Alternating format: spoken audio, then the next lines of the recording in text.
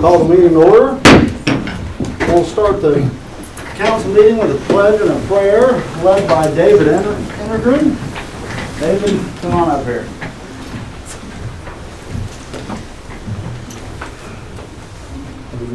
The pledge first. Oh, okay. I pledge Allegiance to the flag of the United States of America and to the republic for which it stands, one nation, under God, indivisible, with liberty and justice for all. Told I can't sing, so I better just pray. That's about all I can do anyway. Let's pray. God, we come to you tonight, grateful people. I'm a grateful man who, God, who you've allowed me to raise my family here in an amazing community. Thankful for Goddard community. Thankful for our school and administrators. God, I pray that you would bless them. I pray that you would bless our law enforcement, our first responders, all those that educate and protect this community that we love. God, tonight, I pray that you'd help us to not only love you, but before we even do that, Lord, help us to learn to love one another. Help us to have respect for one another. God, even as you have had love and respect for us. Grateful for who you are. God, thankful so much for the cross. Thankful for the hope that we have in heaven. Lord, we love you, and it's in Jesus' name that I pray these things. Amen. Amen.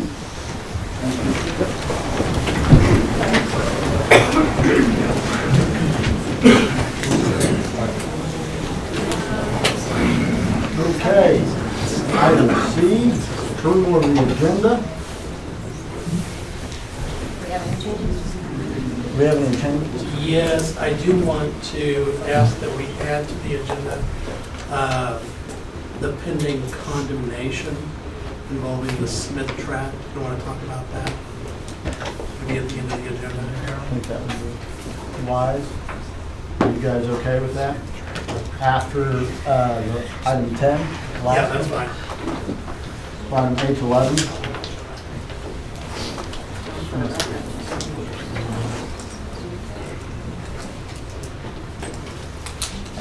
There's no other changes. I'll make a motion to approve the agenda. Motion by Sarah, Second. second by Aubrey. All in favor say aye. Aye. Aye. Okay, motion passes. Okay, we'll move into item D, citizen comment. If there's anybody in the audience that would like to come up and speak, you have 3 minutes and speak your mind and concerns, questions, and we'll take into consideration everything you have to say. Please state your name and I know address. the routine.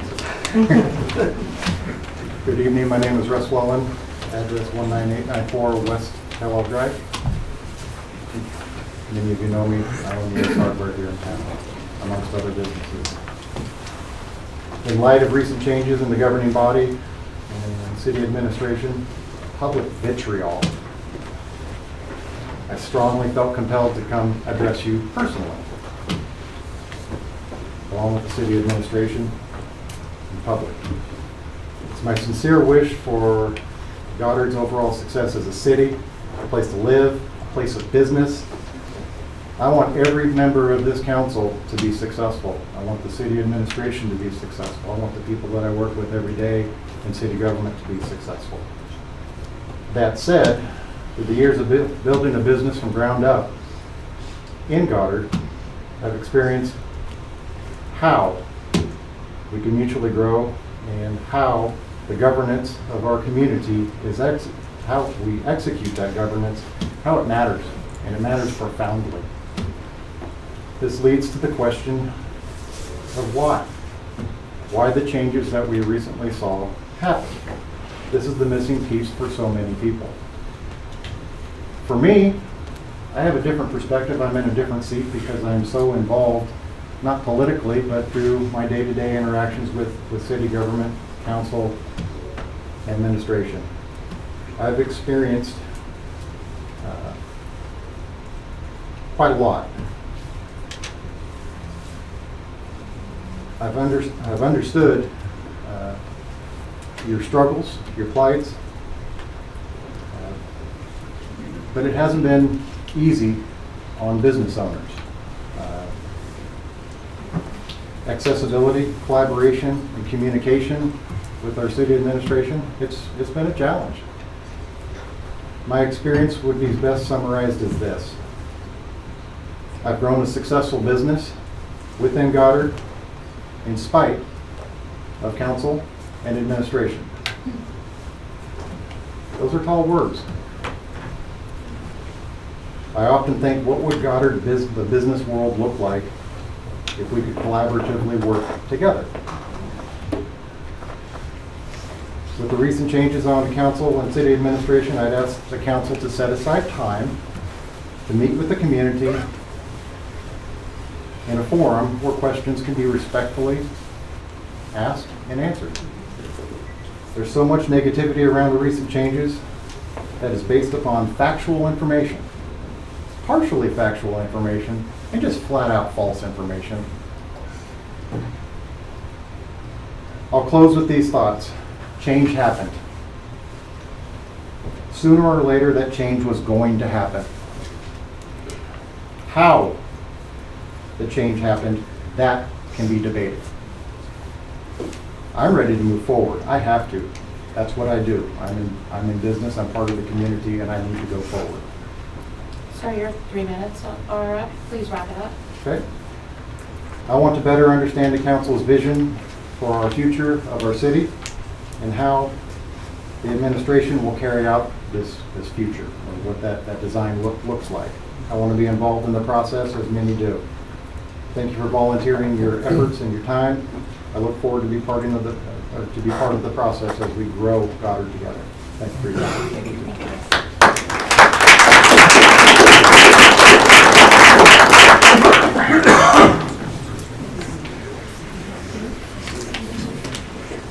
Larry Zimmerman, 6 South Main, Goddard. I wish to address the City Council tonight to express my disappointment in the Council as a whole in regards to the last 30 minutes of your last council meeting. I've spent the last 23 years as a council member and a 3-time mayor, along with numerous other councils, to help build our city government into a model that other cities would look to with respect and admiration. In the past 15 years, with the help of other councils and City Administrator Brian Silcott, where we were able to create a city that was totally transparent in all of its financial dealings. A city that had a good work environment and a staff that was well respected by those that dealt with our city as well as the surrounding area. Our city has grown from 1,800 population to 5,000 in those 15 years and is set to reach 10,000 within the next 3 more years if all developments build out. All of this was done with our former staff with no perks, no special deals to developers. Each developer had to pay for all their improvements so that current residents would not be burdened paying for things that did not benefit them. We had worked hard to give our citizens a nice place to recreate in the center of town, a storm shelter, a water park, a trail to bike and hike on, with no mill increase. We have a new park in the works. We have also worked to keep Old Town Goddard a vital part of our city. And now our new Mayor Hunter of Larkin, along with City Council Member Sarah Leland, saw the need to totally destroy what it took over 20 years to build in a matter of a 30-minute time period. I was removed as mayor after my resignation from City Council. City Administrator Brian Silcott was fired. The following day, City Administrator Assistant Thatcher Modi resigned, leaving the city only with Larkin and the inexperienced council to run our city. Is it a matter of egos or hurt pride, or maybe promises to developers that may not have been able to be kept? For example, the road that was going from south, for example, the road that was to go from south of Kellogg across the tie onto a private road to the Dugan Road with a roundabout connected to the Genesis property, all to be paid for by the taxpayers of Goddard. An amount of around $300,000, if I remember correctly. and a lift station and development at 231st Street and 23rd, where the city was supposed to help pay for a $500,000 sanitary lift station with tax dollars. It was City Administrator Silcott that brought it to my attention, where I was able to convince a majority of the council that every developer had to pay their own way. All these special deals would bankrupt our city for the next 10 years. But alas, by then, a new mayor, Wait a minute, time. I've got one sentence left. The new mayor Larkin and council members Leland will have moved on to and leaving a mess for others to try to repair over the next 20 years. Mayor Larkin, as city council member, you need to take your California style of governing somewhere else, because Goddard, Kansas, we need respectable, responsible, and reliable people in our city council. Thank you. Thank you, Larry. Thank you, Larry. Who's next?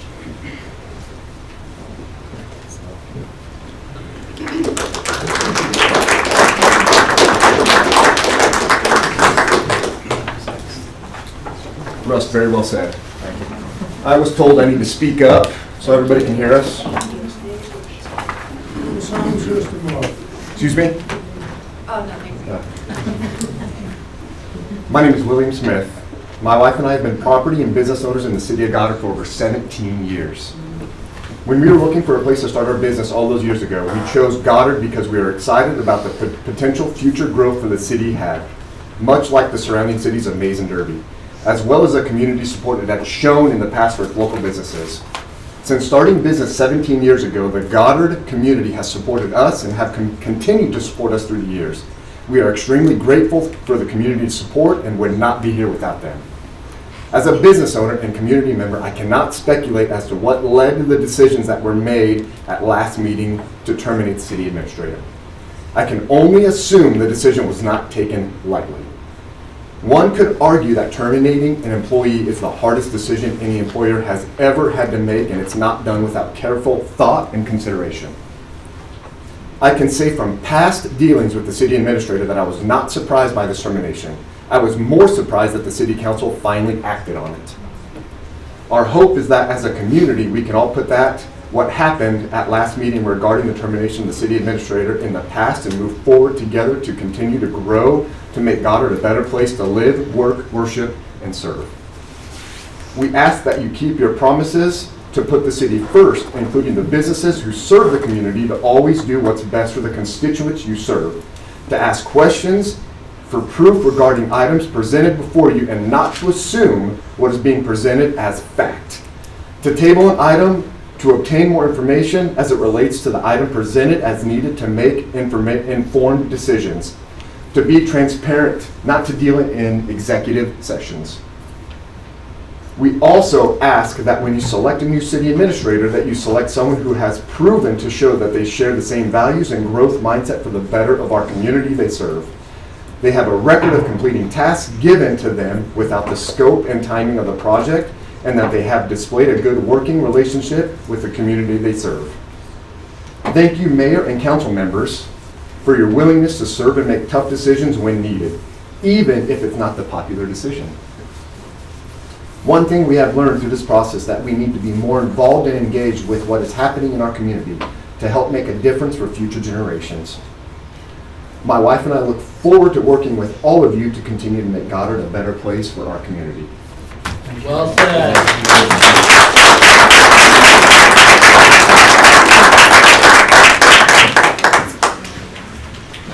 Thank you, Will. Anybody else that would like to speak?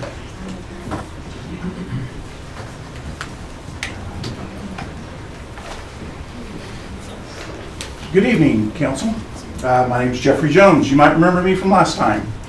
I came up here and I said that I wanted to work for the city of Goddard. And as I told the Daily Beast 2 weeks ago, if I can't do it from back there, I'll do it from over here. So my question tonight to the council and administration, if possible, is I would like to know the date of the discussion that sold the property at 23rd and 199th, that northwest corner. I think that's called Big Arm. I've searched and I can't find where that discussion occurred to give away the community garden to sell that land that was donated. So if somebody, council, administration, could get that information to me, I will leave my name and my address and my phone number. And if somebody could do that, that would be swell. Would really like that. I do have to say, while I'm up here, and I still have a couple of minutes, had I known the events that were going to occur at last meeting, I wouldn't have left so soon. Because I think, no offense, Mr. Fish, but I think his appointment is invalid. When we put Mr. Collins on the council, it was done in a certain method. There was an announcement that was made, there was a time for applications to be made. We came to that meeting with one purpose, and that was to put a person on the council.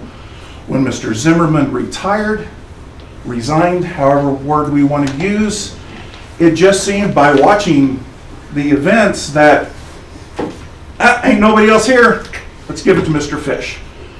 So through all of this, I don't know what I want to do. I would like for you to resign, number one. Not just from mayor, but I need you to step down from the council. You have a room here packed. You have a hallway that stretches down to the lobby of people who, for lack of a better word, and for 50 more seconds, are pissed, Mayor. Yep. They don't like what happened last week. Now you could probably look at me today and say, oh, you have sour grapes because you didn't get on. I didn't get on because I'm not chums. That's my thought. I was here early last time. I saw the conversations. You came up and said hello to me, but I didn't get the friendly hug you gave to Mr. Fish. I think this is what happened when Mr. Zimmerman was saying, don't want buddies on the council because stuff happens at card games. So I'm asking that Mr. Fish's appointment be nullified. And again, I ask for your resignation as mayor and council member. Thank you very much.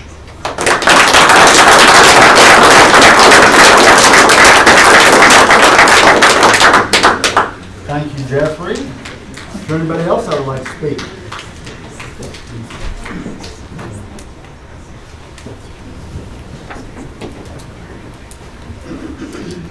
Hi, I'm Sarah Ming. I live at 2250 Leo Street, Goddard, Kansas, 67052. I'm here because I think that, as someone said earlier tonight, we need to move forward and be productive and constructive. I've been watching the council and the planning commission with relationship to zone case 22-5, so I've been to the last few meetings in that situation and watched a lot of things progress and have questions about how that all transpired, but mainly in asking questions about the due process and learning more about our government, which is, it's been a great civics lesson for all of us. Thank you for all of that. My question is, when is it going to be appropriate and when should we get a new Goddard strategic plan to define Goddard's goals and the residents' goals for development and business and housings? Because in the meetings that I've been to, starting in December, there's been a lot of incongruity about whether or not we have enough duplexes, whether or not we have enough development, what kind of development the city of Goddard wants. And when these people from Goddard come in and speak, there's been a lot of dissent with the current strategic plan. So when I asked Mr. Scoggin what is the process, he said that the current plan, strategic plan, is 2015, and it's supposed to be redone every 5 years, meaning it's 2 years out of date. And so currently, the city officers are guiding our planning commission and our city council with not current information from the citizens of Goddard. So please find the time and energy to get a new strategic plan to define Goddard's goals and for development so that they have actual numbers to work with. There's been a lot of disagreement. What's 40%? What's this? And then different meetings, you'll change your mind, and then you're moving here, and then you're moving there, and there's no plan. There's no consistency, and that is probably one of the few things that we can do constructively out of all of what's going on. So thank you for considering that. Thank you.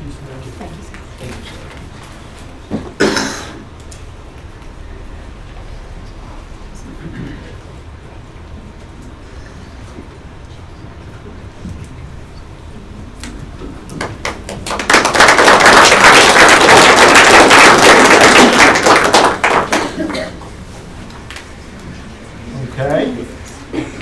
Next up.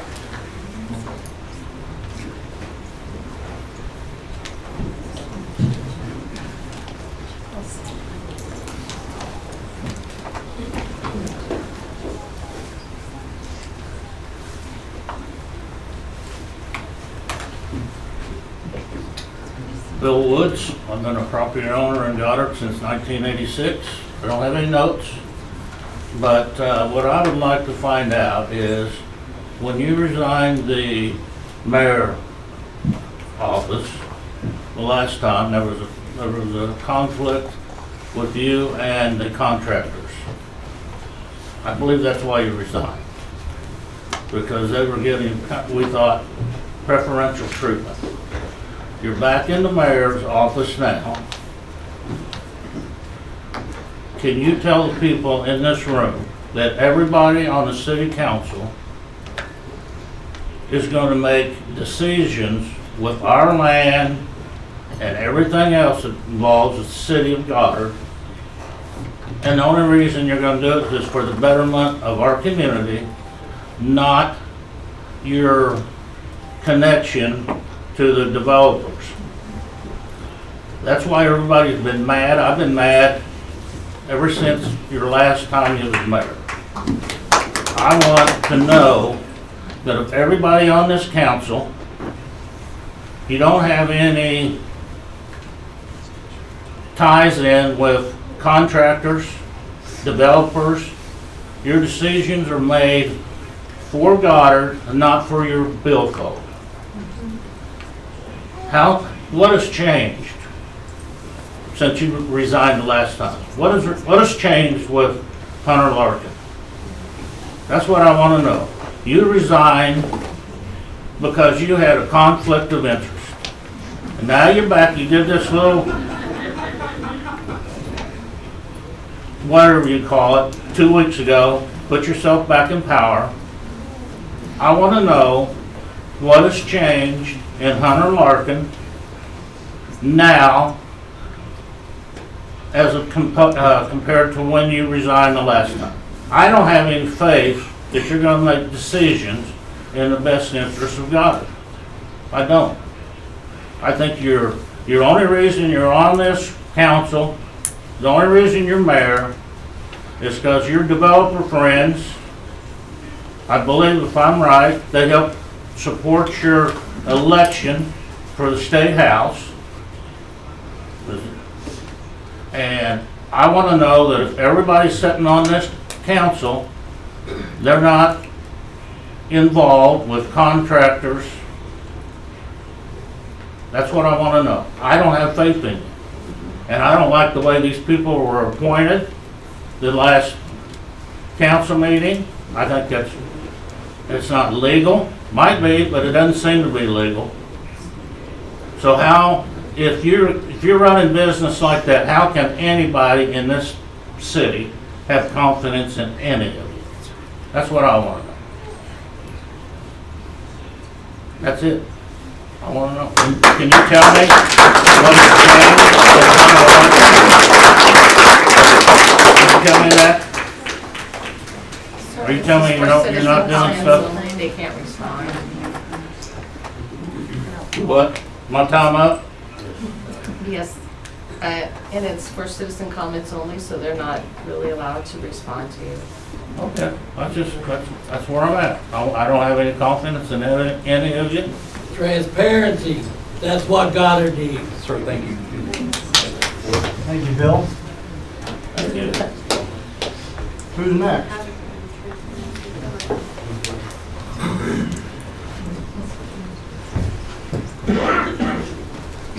Good evening. My name is George Lieb. I live at 227 North Spruce.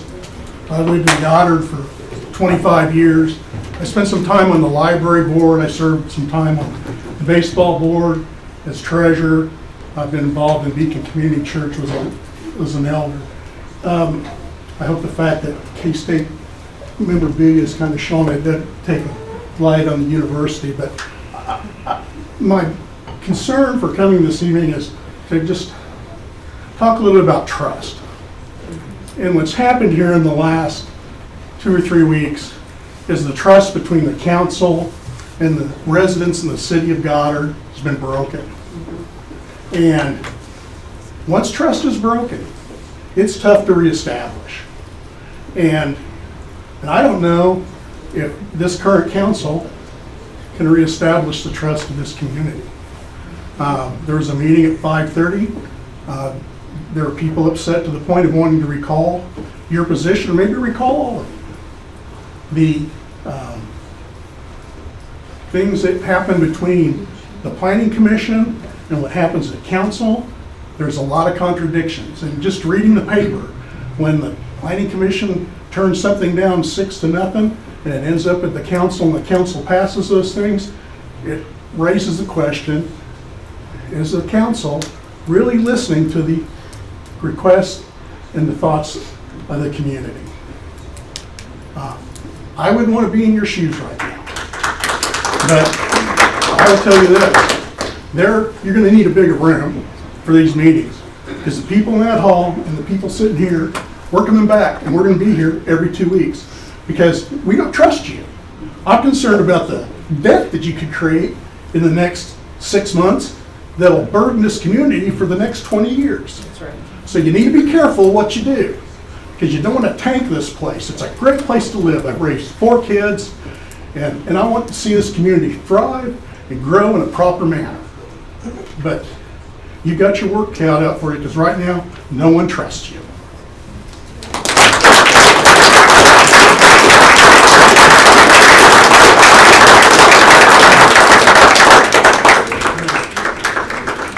Thank you, George.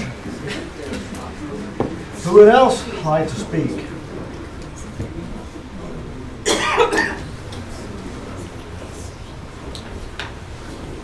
Anyone?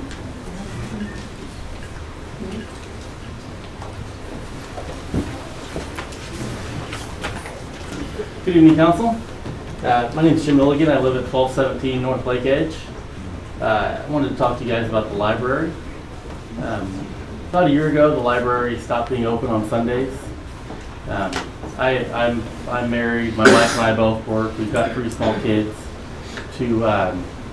By the time we get home in the evening, it's dinner, shower, homework, bed. The library is currently opening most nights till 5 or 6. Saturdays, they're open 9 to 1. My kids play sports. Usually sports are in the morning. So it's almost possible to get there in the morning. Sundays was our day to go to the library. I asked the librarian a little while back why they were closed on Sundays. She mentioned the budget. I know you guys control the budget. So if it is a thing of them needing more money, then I would urge you to give them more money. I do see we have a RV that somebody donated, and that's great, but somebody's paying for that insurance, somebody's paying for the gas. I assume it's a library employee that drives it around. Every week we get our water bills, or every month we get our water bills. Usually the back section has all the different library programs on it, which is great. I think it's great. We've got a great library, a great librarian. But there's a lot of programs that maybe aren't part of the core mission of the library, which is to be open so people can check out media.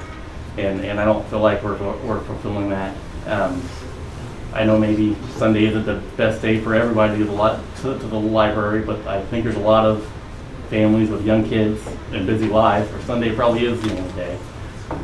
So I would just ask that you guys, if there's anything you can do to give them the budget or have them work with their budgets to be open again on Sundays, that would be great.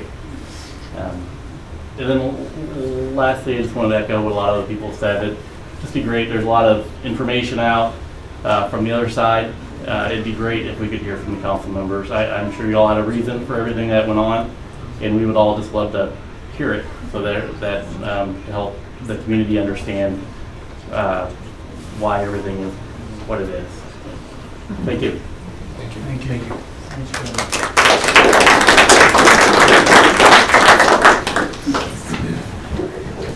Anybody else? I'm not sure you want me to go now. Okay. I know. So I'm here tonight to address the council and let you all know that I have resigned my position as library director at the Goddard Public Library.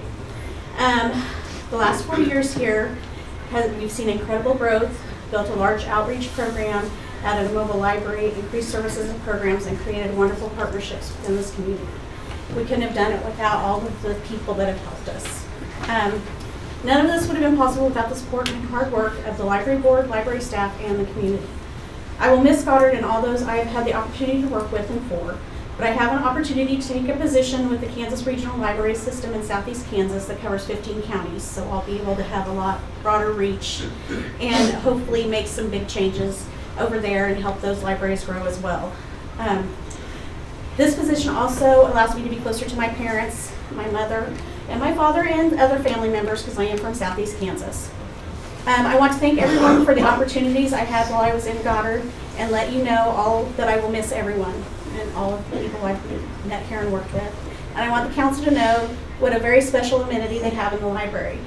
And we do a lot with very little money and very few people. And we would love to do more. We would love to be open on Sundays. But unfortunately, we can't find people to work and when we can't pay people. So, and we need people that are there during the week to do the programs we do during the week. But hopefully we'll be able to get some volunteers to do Saturday story times at least. But anyway, the library deserves all your support, and it should be something that makes the council proud because we've done a lot. And we grew during a pandemic, which is unheard of. So. Thank you.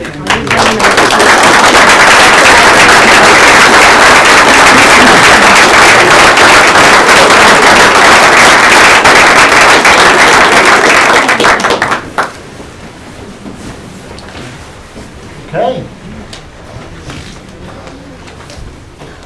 My name's Chris Kirk, 2034 St. Andrew Court. We've been a resident of Goddard since our homeowners in Goddard since 2009. I'm here today because I'm a little annoyed, a little upset, and frankly a little embarrassed of the goings on that have happened in this room. You resigned due to ethical reasons, conflict of interest, whatever we may call it, and you're back here. Our previous mayor before that had his own issues, resigned in disgrace. Larry took over as mayor. Here we are. We've come full circle, back with Hunter as the mayor of Goddard. It's kind of embarrassing, man. I feel like this town has made it clear that what used to be a quiet little community is now going to be a rental community. You're going to help your developer buddies build as many multifamily houses as they can to enrich yourself, enrich your developer buddies. We've got 2 new council members that seem to be ready to follow you. Mr. Traylor's not here tonight, but Sarah, you nominated him to be the mayor as well. It's pretty sad, guys. You can do better.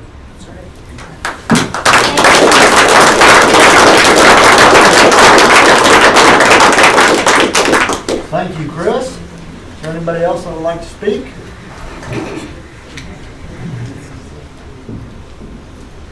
Going once. My name's Jonathan Borofsky, 605 North Cedar Street. To be quite frank, I don't really want to speak, but in a meeting earlier, somebody said, find your voice. So I've heard a lot of things tonight, and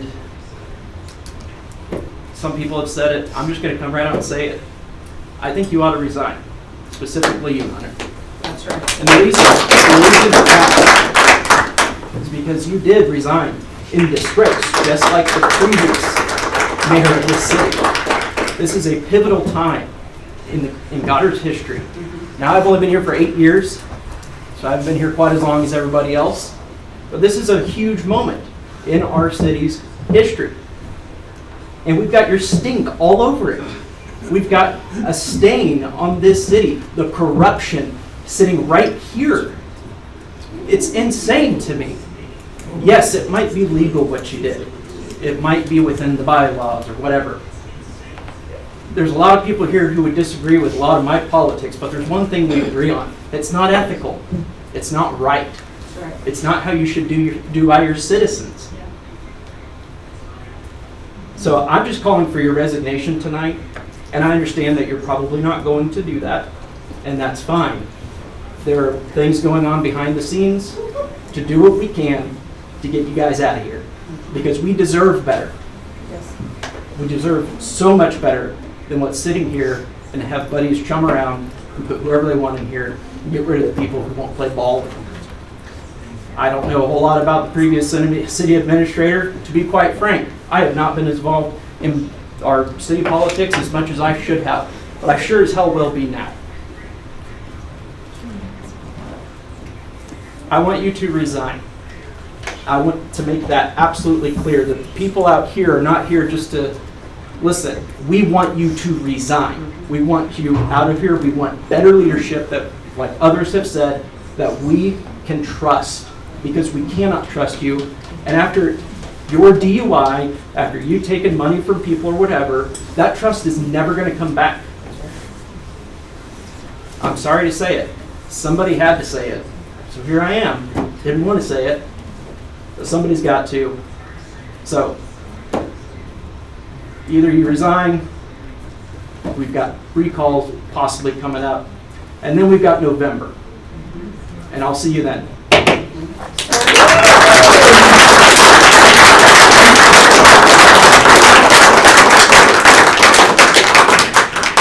Thank you, Jonathan. Thank you, Jonathan. Is there anybody else that would like to speak?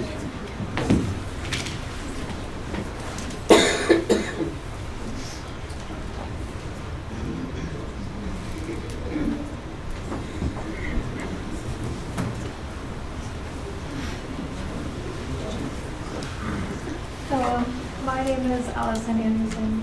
I live at 501 East 4th Street, and I've gone to Goddard High School, and you're a disgrace, and I ask you to resign because when you got your DUI, I told people at my school, because I was still in high school at that point, they laughed. They laughed at you, and I hope you resign.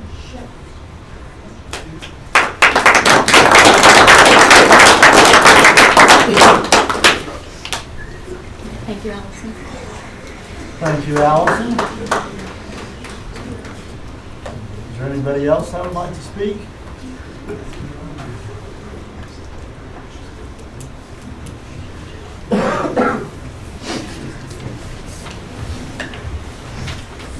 Joe Torski, 1325 Lake Edge, as a former councilman.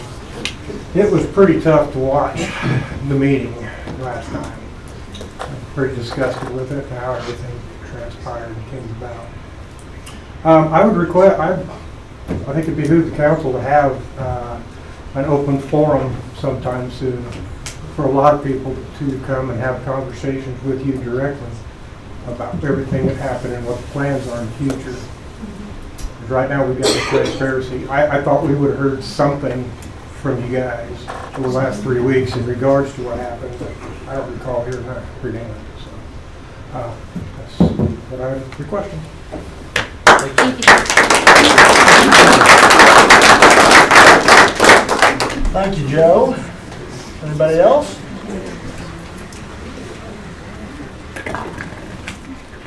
Hi, I'm Marilyn Zobelman, and I've lived in this town my whole life. And I wish I had a little letter because I didn't plan on getting up there. But, thank you. I haven't opened that one yet. But I've been here before fighting the duplexes, and anyway, you know whose pocket you're in.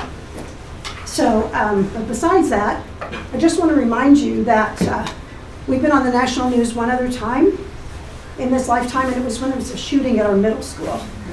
So I lived here then. I don't know if any of you did, but It was a very painful time for our town. This is worse. I mean, we've got people all over the country supporting us to fight this nonsense.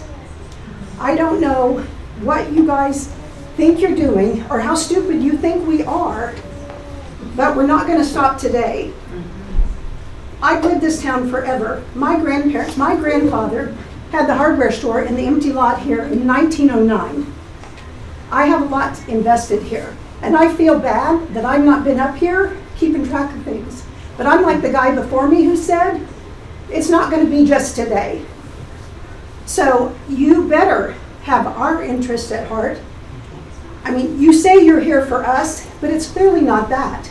We know who's funding you. We know who's behind it. So we're on this, and we're not going to give up till we get finished.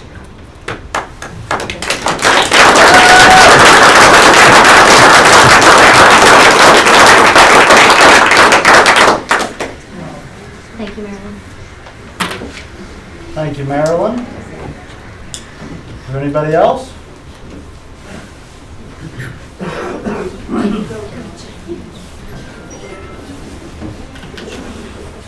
I'm Mike Whitaker. I live at 1609 North Cleary Lane in Spring Hill. I've lived here since 2004. I built my house from the ground up, from the dirt of Goddard. I've spent a lot of money here. I try to support local businesses as much as I can, but they shrivel up and die. One just fills up the empty cavity. I keep hearing in HOA meetings and city councils, we're going to be doing this and that. We're going to be trying to be like Mays or Derby, but we're dying from the inside. Okay? You're building houses, that's great, but we got to have businesses. Okay? We don't have a sit-down restaurant. We got Pizza Hut, but that's the only one left. Okay? We got coffee shops, that's great. But we want to be a family. Let's get a family restaurant. Okay? Antics like this is not bringing anybody to town. Nobody wants to come here. So please, resign. Let's get some people up here that want to support this community. I'm tired of duplexes. That's great. But guess what? It's just going to slowly eat us, and we're going to die. Okay? Resign, and let's get the show on the road. Thank you for your time.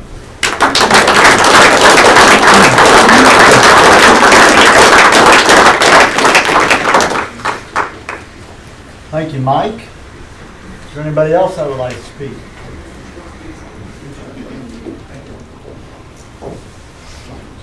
Going once? Going twice?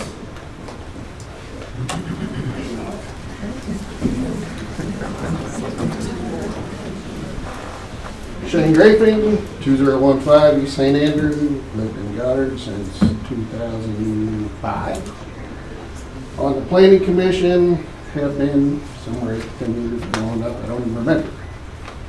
I am appalled and embarrassed by what happened here the last time you guys met. There should have been some sort of clear-cut answer as to why Brian was left or let go. You may have had complaints. What were they? You're getting all kinds of complaints right here. So are you going to step down? Thanks.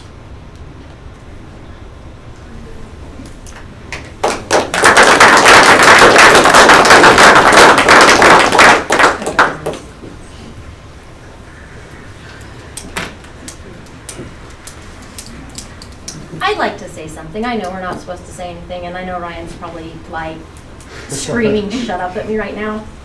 But if any one of you fired an employee or were fired, would that business be aired? No, it would not. So think about that, please. But you did it wrong. You're conducting our business. It's still not an airable thing. We do not come out here and trash somebody. Thank you. Do you want it one way? Is that it? Did you rehire him?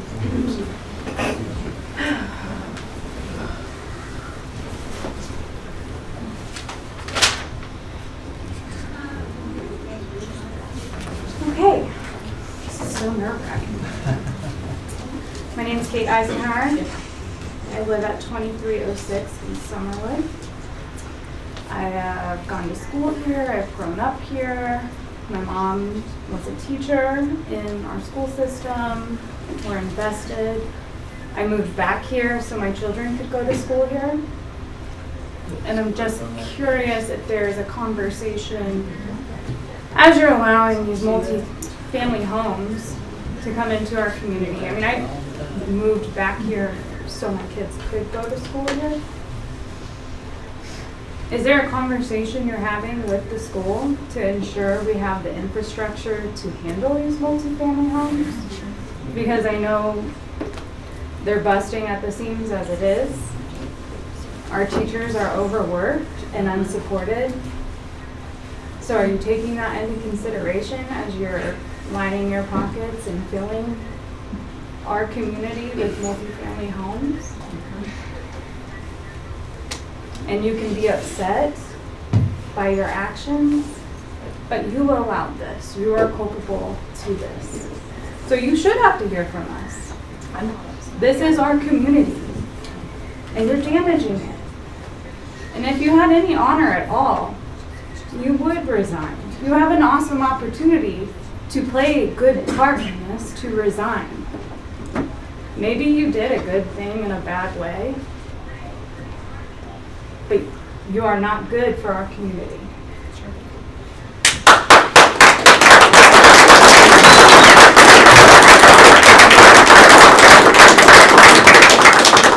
Thank you, Kate. My name is Teresa Soria, and I live at 100 North Pine over here right off the trail. I wasn't going to get up and say anything tonight, but you really sparked me. As an employer, you have a right to fire anybody that you feel like is not doing their job, okay? But the public, the people that pay those salaries, want clarification. They want clarity. They want to know what part of the job, and in fact, that employee is entitled legally, I believe, to know why they were terminated, if it was justified or not. We're in the dark. And what happened at the last meeting, just it just keeps stacking. There's no clarity. We moved, my husband and I have been married almost 50 years this summer, and we spent 35 years of that time in Wichita. And 9 years ago, almost will be in June, 9 years ago, we decided we didn't want to be a big part of city life anymore. We both grew up in rural Barber County. We're farm kids. And we wanted to move to Goddard so that we could be a part of something. Felt like we didn't have a voice in Wichita with all the politics that goes on in the big cities. But what happened at the meeting last time irritated my husband, who is a very soft-spoken person, to say, quote, "It's time to leave Goddard." Is that what you want?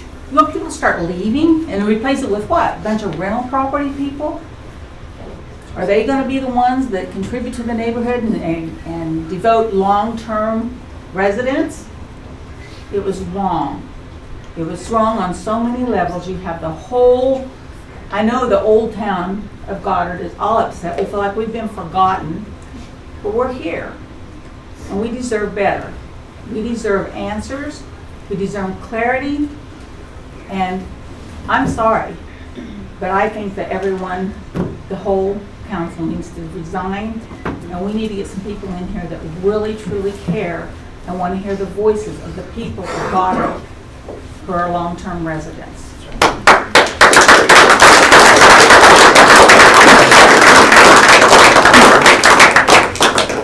Thank you, Teresa. Is there anybody else that would like to say something?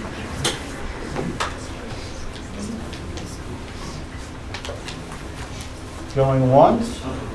No, he's leaving. He's going to pick up his kids.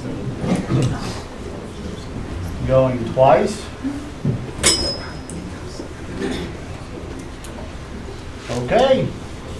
This is going to end that part of the discussion with governing party comment. Mr. Mayor, can I offer a suggestion? It seems to me in hearing everybody's comments today, reading a lot of what has been written online, I think there's a fundamental misunderstanding about how certain decisions are made or how certain conversations happen. Why the governing body goes into executive session at times. Under what limited circumstances can the governing body go into executive session? And so I would be more than happy if you feel like it would be of any assistance to provide a presentation at one of the upcoming council meetings, kind of on the ins and outs of the Open Meetings Act. Under what limited circumstances can you all go into executive session? Because obviously you can't go in just to discuss anything. It's got to be limited to very specific circumstances. You can't make any binding decisions in there. But there are certain things that as a practical matter, and for matters of privacy, you have those discussions in executive session. And I don't know that that's going to appease everybody. There's certain things that people are just going to want to know, but for privacy reasons, we just can't get into. But I'm happy to provide a presentation on the ins and outs of the Open Meetings Act at the next meeting. Certainly, doing a refresher is not a bad idea for the incumbent council members, and obviously with Council Member Collins and Council Member Fish, new to the council, probably be a helpful orientation for them as well.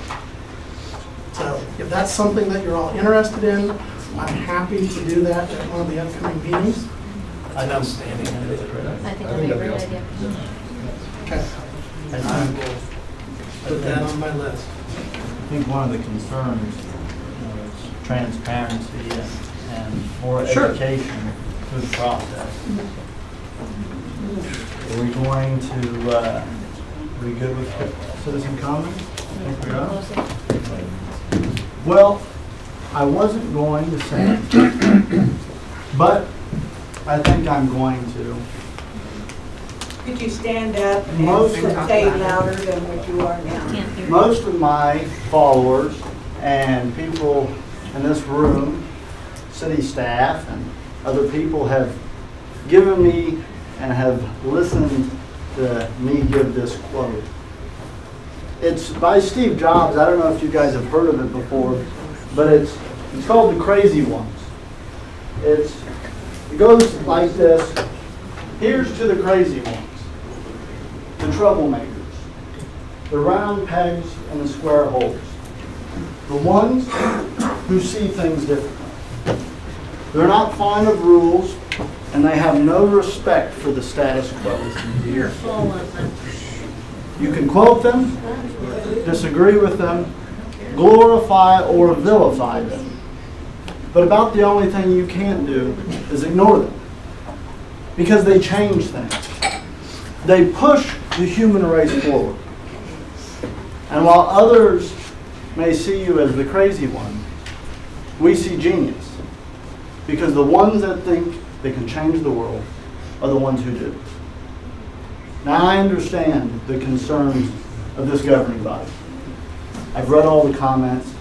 I don't engage. And I am looking forward to this year and proving to all of you that this governing body is going to be more transparent than ever before. We're going to work harder than ever before. The day after last meeting, I showed up in the City Hall and I started working with every single one of our department heads. Our city staff has given so much extra effort. Micah, God bless you. Thank you. Thank you all. Brooke, Terry, all of you guys. I know what happened last meeting was tough, and I've said this before, but it was done out of love. Okay? And I know that this governing body is going to impress you. I know the things that are to come. I know the things that we need to fix, and I encourage you all to stay to the end of this meeting, because you're going to get a small sample of what is yet to come. Words don't do much, I get that, but actions speak louder than words.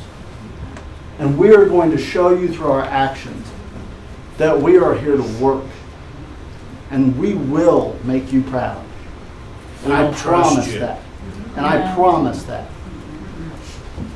So I encourage you all to stay for the rest of this meeting, because we're going to get to work. Okay? I think every politician promised something or another. The crazy ones are out here. Okay. Dinner ready.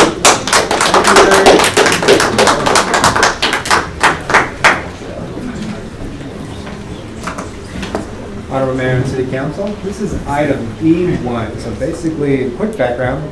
The library has recommended that Earl and Sherry Lauer should be recognized for their contribution to the Goddard community. They donated 1,275 hours to gutting and remodeling the mobile library. The library has stated that without their donation, the library would not have been able to afford to offer this new and needed service to the community. The library stated that Earl and Sherry have also donated countless hours to making the 2022 Friends and Foundation Gala a success, which included donating funds and helping to decorate the library and mobile library for Christmas. Sherry has been invaluable to the library as their current board president. On top of that, above that, they have also donated years of support to the schools when they had students attending, classroom homeroom mother, classroom volunteer, PTO president, Cub and Tiger Scouts leader, and there were a handful of parents involved in getting the AEDs, the automatic defibrillators, into all the buildings. They supported the high school science Olympiad and tennis, Relay for Life, Color Guard, and much more. The library believes that they truly love the Goddard community, have and will continue to support it fully, and are truly deserving of this award. So I believe Sherry and Earl Lauer are here somewhere. We're over here. There you are. Sherry's still here. Just Sherry. Just Sherry today. Yes. So Sherry, if you want to step forward. And I do want to just thank her Oh, sure. for all of her support while I've been here. Absolutely. She's been awesome. Go ahead and step up there. The mayor will give you the award with Goddard gratitude. Sarah, if you want to come forward and take a picture. April, All right.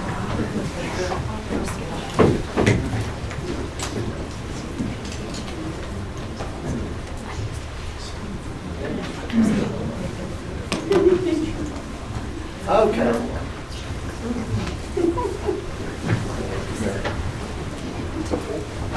Okay. Hold it. All right, 1, 2, 3. Thank you. And I just want to thank Sherry and Earl for all their support since I've been here. I couldn't have done it without her. And I'll miss her.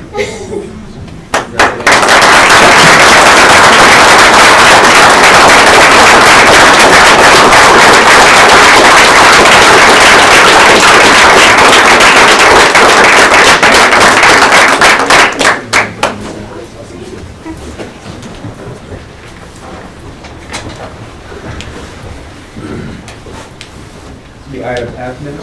Okay, item F, consent agenda. We all taking a look at the consent agenda? Any questions?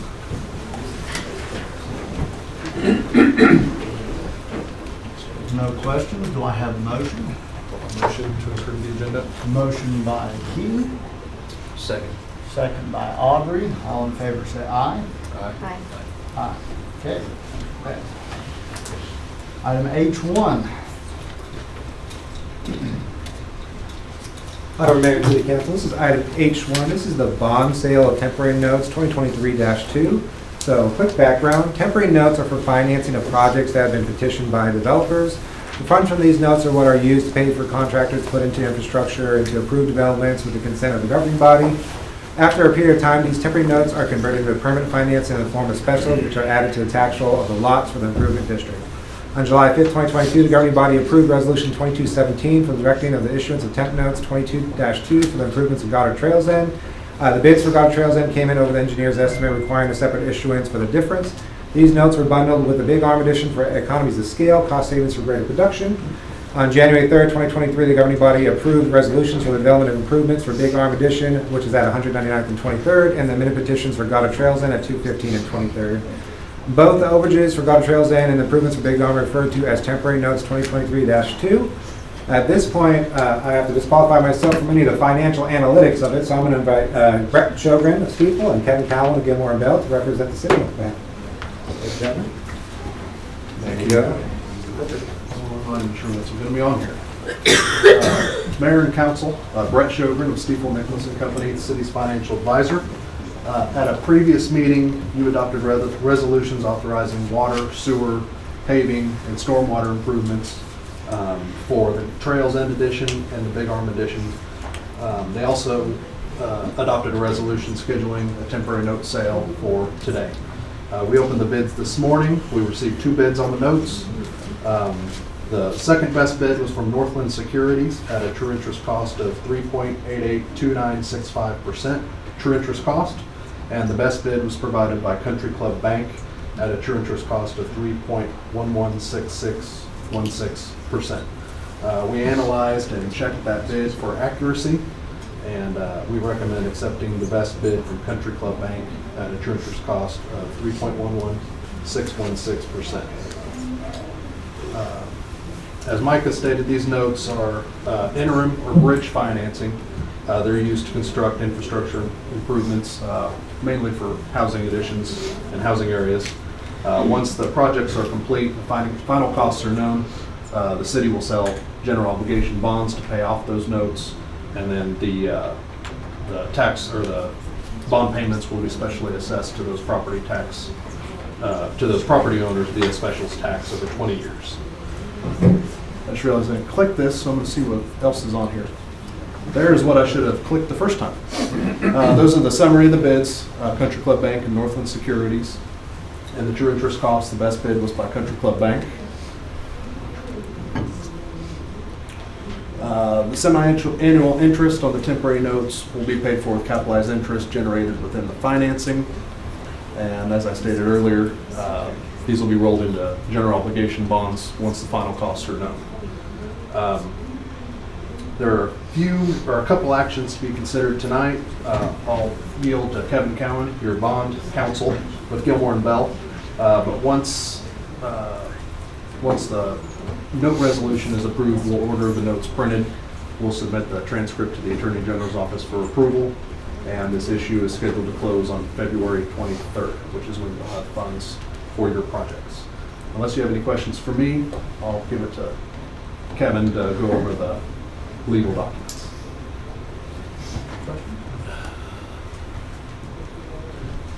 Okay. Thank you. Thank you.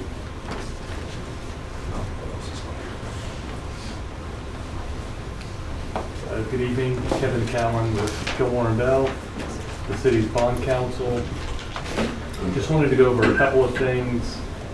Some of this may be municipal bond 101, but this is a typical process for the city where you've received petitions and you proceed with projects. Temporary notes are sold, and as has been referenced, in almost 3 years, projects will be complete. These temporary notes will mature. The city will go through assessment proceedings and then be authorized to issue the permanent bonds. And that's, again, that's typical. The city usually issues its temporary notes for 3.5 years. That allows developments to build out over the 3.5 years. You go through the assessment proceedings. Those get certified as part of your budget process and will show up on tax statements the following year. In terms of formal action tonight, the winning bid, best bid has been referenced, is from Country Club Bank. So we typically would have the governing body move second, authorize the execution of the winning bid, acceptance of the winning bid. And then all the numbers that Brett mentioned a moment ago have been added to the temporary note resolution. That's kind of the borrowing document. It has interest rate, maturity date, early redemption date. These could be redeemed early if there was a good reason for it. If a development had built out and it's time to proceed with the special assessments, that can happen earlier in 2025. And so those are the two actions this evening. And again, there's a very long resolution that is the borrowing document, but primarily includes the financial information that you've heard about this evening. So I will stop there and stand for any questions that you might have. How does that bidding process work? What's the timeline for those bids? Good question. I will tell you that statutorily, temporary notes do not require a public bidding process. Your general obligation bonds typically do. And the statutory requirement is that you have to give notice by publication in your local newspaper and the Kansas Register, which is the state newspaper, of a notice of bond sale at least 7 days in advance of the sale. This, and Brett will correct me, we didn't publish notice. That's fairly antiquated. It's required by statute. And again, these are temporary notes, so we don't have to comply with any of that. So electronically, notice is given. Brett and Stiefel, I think, probably have a broad list of potential bidders that they send all of the information to, a bid form. There was a preliminary official statement, which you may or may not have seen. That's kind of the prospectus, has all the information about the city, the projects, the details of the notes, and kind of everything a potential note owner would ever want to know. So that gets sent electronically. Also, and I'll turn this around and show it to you, there's a bidding platform called Parity. And so it gets posted there as well. And there are a lot of municipal bond underwriters that are in the business that will access Parity and have all of that information about this note sale, the city of Goddard, and then can go online electronically, submit their bid. I'm not sure it's on here. I mean, they can wait until almost the last second to submit the bid, so they can check market conditions, day of sale, and then bid last minute, which is pretty efficient. There was a time when you didn't have the electronic bidding platform, and so then maybe you'd fax it, or maybe you'd try to overnight deliver it from the day before, and this is pretty efficient. So those are the only two bids you got? Yes. And you said bidding was open for how long? More than a week. Yeah. The information was out from them. Yeah, we developed a preliminary official statement, and we sent it to our list of potential bidders about a week and a half advance. On that list, I'm just curious. Maybe 100. Okay. I just want to make sure that I'm just guessing. I haven't looked at it in a little while. For sure. I just want to make sure that it was available to not just a specific. I don't want to find out that we're just offering this to 5 people and these are the 2 that reply in time. No. So I just wanted to make sure that was open There's too. a pretty substantial list of potential bidders. There's hundreds of underwriters and banks across the nation that look at municipal bonds. Kansas and its conservative nature is pretty popular. And we typically get pretty good interest rates. But we typically have 5 or 6 that are pretty consistent in bidding. And Northland Securities and Country Club are pretty good about bidding on our Kansas paper. But yeah, there was about a week and a half time frame. Like I said, I just wanted to make sure it was open for Yes, long sir. enough and to enough people. So Yes, sir. thank you. I appreciate that. You're welcome. And I'll add, one of the conditions of bidding is that the bidder buys all of the notes. So this isn't something that would be available to, 100 different residents of Goddard if they wanted to bid on a $20,000 piece or something. It's kind of all or nothing. We want to know on the day of closing, one entity is going to provide all the funds. Now that entity, in this case Country Club, may sell some of those back locally. Frequently, if it's Country Club Bank, that's a big bank, they'll have correspondent banks that are local, and so they may end up selling some of those, so the notes are held locally. Thank you. Thank you, guys. Thank you. Thank you.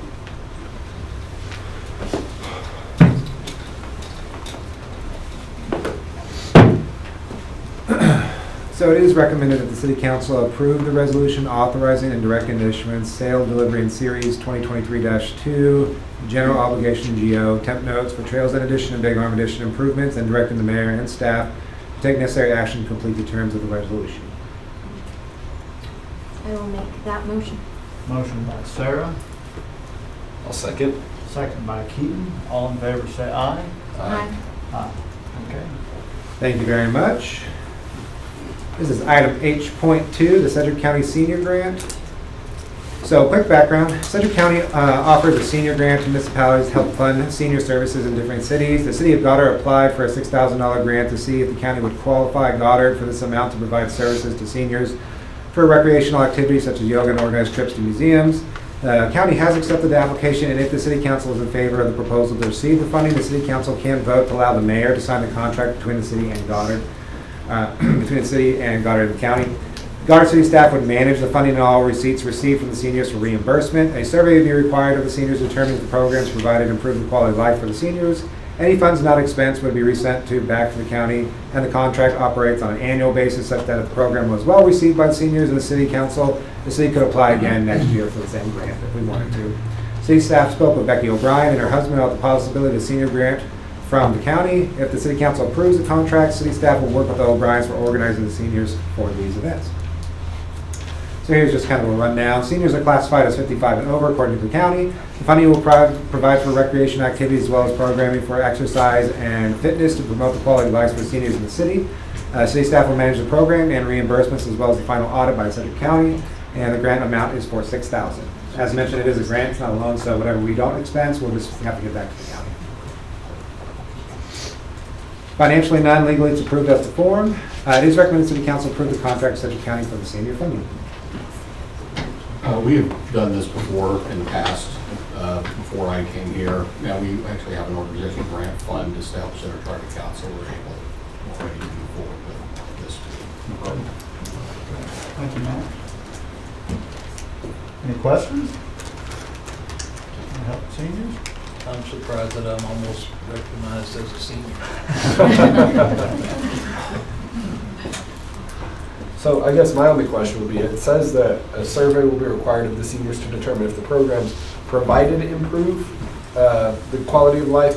Will there be any way for the seniors to have any input on what those programs will look like? Absolutely. I mean, they're going to have full discretion, generally speaking, because what's going to happen is the city is just going to partner with the seniors. So even though we have the funding, they're welcome to basically manage the program essentially. So we're just partnering with them. We provide the funding, they provide the ideas, and it becomes a sort of simpatical relationship there of how we can help them manage these programs. And so I've spoken with many seniors before, and they've generally said that they wanted to see more athletic events in terms of not just yoga, but also like, fitness training and things, but also just to have events where they can be, maybe shuttled downtown to go to like a museum or things of that nature. I will say that the county said that the shuttle costs cannot be expensed to the grant, but the museum tickets or anything else could be expensed to the grant.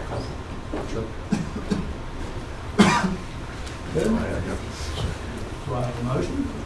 I'll motion. Motion by Keaton, I'll second. second by Audrey. All in favor say aye. Aye. Aye. Okay. Thank you very much. This is item H.3, so this is the Ben Healy annexation petition. So, quick background, Ben Healy has submitted a petition for annexation to be incorporated into the city limits of Goddard. This line is generally located on the southeast corner of US 54 and 183rd across from the Murphy gas station. Ben Healy intends to submit a rezone application as a future date to rezone the property from default R1 single-family zoning to C2 general business district. City Council is considering the annexation portion of the development process today. So there's no rezoning today, this is just for annexation. Click, here it is. So the county classification currently is RR rural residential. The land abuts the state-owned land to the north, which is US 54-400. Except in between Ben Healy's land and US 54-400, there's some state-owned land that was given to the state or sold to the state for KDOT. Acres are about 9.45. The function is farm and ranch operation with improvements. Gross square footage is around 411,000. The land adjoins the corporate city limits and allowed annexation per KSA 12520A.7. And there's the property. Here's 54-400. Here's Murphy's, Walmart, Brahms. This dashed orange line is our current city limit, so you can see that we encircled them. This would be included into it, and then this part over here, this land right here is owned by KDOT. Blue and green, blue is water line, and green is sewer lines. Financially, a small publication cost for ordinance. Legal, it's approved as the form. It is recommended that City Council both, one, waive the reading of the ordinance with a voice, and then approve the ordinance for annexing the land generally located on the southeast corner of US 54 and 183rd with a voice plus a roll call. So any questions at this time? I'm happy to answer. What's the land allocated for? Excuse me? What's it allocated for? Understood. What's it allocated? Currently, it's under county zoning classification, RR, which is rural residential. And if we annex it, then it defaults to R1, single-family detached residential. It's considered one of our most restrictive zoning classifications. In our subdivision regulations, that's our default, one of our most restrictive. And then at a time later down the road, when the developer wants to, he can submit a rezoning application. And in this case, he's specified that he would like to rezone to general business, which is kind of what you see all along this area over here. We don't have the zoning map up there, but all this over here is general business and general business down here. And if you remember over here, this is Ben Healy's other land that was recently annexed, which is a PUD or planned unit development. This is just a bit in the city. This is just a bit in the city.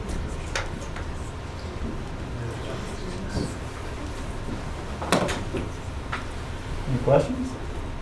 I have a motion to waive the reading. I'll make a motion to waive the reading of the ordinance. Motion by Sarah. I'll second. Second by Keaton. All in favor say aye. Aye. Aye. Okay. I'll make a motion to approve the ordinance for annexing the land generally located on the southeast corner of US 54 and 183rd. Second. Motion by Sarah, second by Audrey. Roll call. Councilmember Fish, Yes. Councilmember Leland, Yes. Councilmember Mayor Larkin, Yes. Councilmember Collins. Yes. Will be ordinance number 917. Thank you very much. This is item H.4. So this is to create the position of building inspector and code. So not so quick background, it's a little bit more lengthy. So as the city grows, the need for additional staff becomes necessary to continue to maintain a clean and well-managed city moving forward into the future.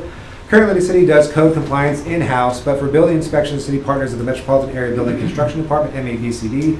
The relationship with MABCD has been necessary and it is well received. However, there have been certain items that MABCD will not inspect. This has created certain issues that the creation of this position will remedy. The city currently pays 50% of all permit fees to MABCD for their service. This position will also take over management of the city's stormwater management plan, the SMP, and the city's municipal separate stormwater sewer system, the MS4, as well as general code violations pertaining to tall grass, junk vehicles, unfit habitation, etc.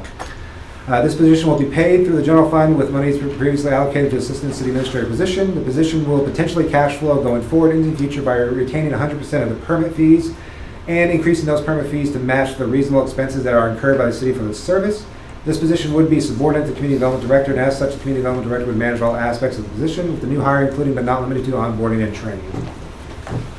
So, Goddard has an interlocal service agreement with MABCD. This agreement allows MABCD to inspect all residential and commercial buildings for compliance with International Building Code. In return for its service, MABCD collects 50% of all permit fees that requires this review.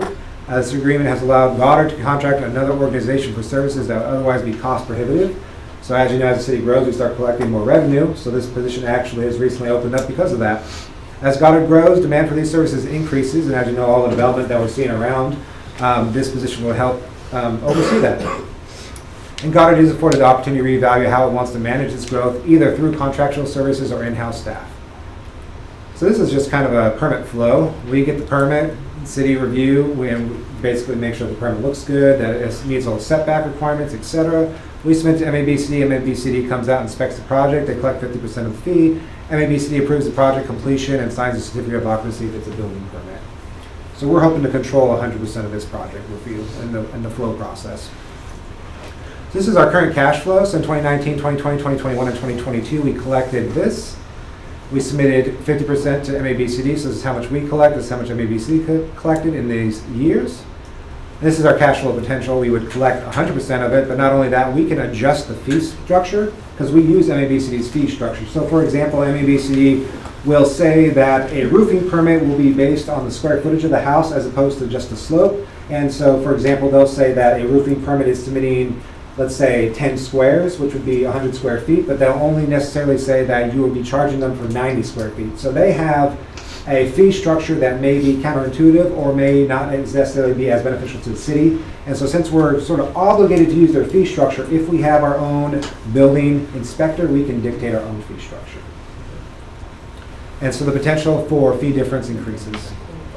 So quick review, the building inspections, code enforcement, stormwater management, and municipal separate stormwater system will be all under the building inspector and code enforcement position. Financially and non-legally, it's approved as the form.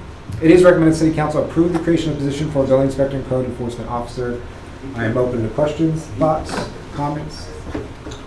Yes, I'll start off. This was one of the first things I talked to Micah about after last meeting, and he told me about the idea, and I loved it because not only does it save the city money, but we're going to be able to help manage our own permitting and everything a lot better. So I'm looking forward to this. I support this 100%, and I hope you guys do as well. Is there citizen comments allowed during this at all? No. Just to ask? No. Go ahead. Who handles, currently law enforcement handles animal control? Correct. Okay, is that something that you would consider? I mean, I don't know if it's not a big deal for you guys to do it if you want to keep doing it, or if it's something that... We'll continue handling that. Okay, never mind. You guys have any questions? Can we go back a couple of slides Yep. to one more?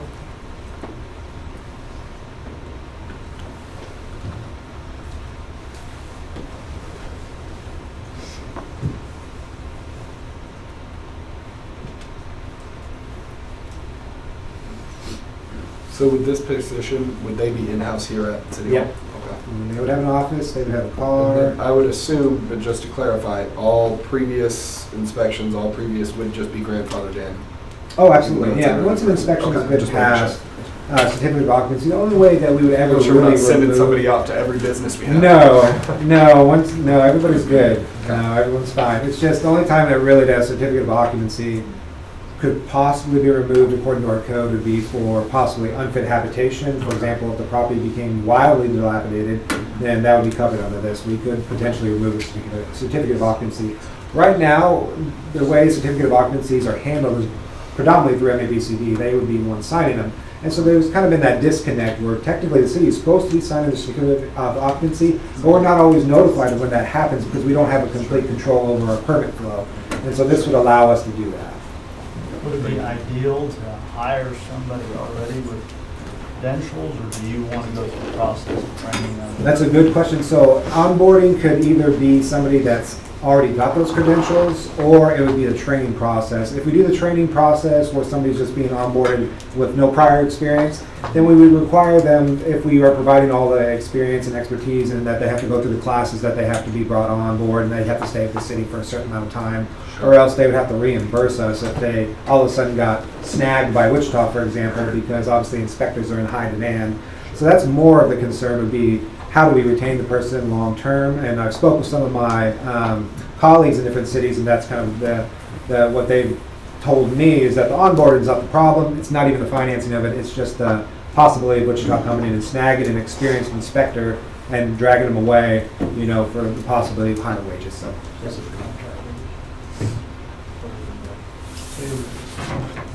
It would be directly to the city, right? It's not contract. No, it'd be full salary, probably exempt, which would mean, you know, that they would be salary instead of hourly. And so because there's an ebb and flow for the building permit process, we wouldn't want somebody to feel like they're hourly, but they're only needed for 20 hours out of the week in winter, whereas in summer, they're needed 60 hours out of the week, so it'd be a salary position, which would generally be exempt.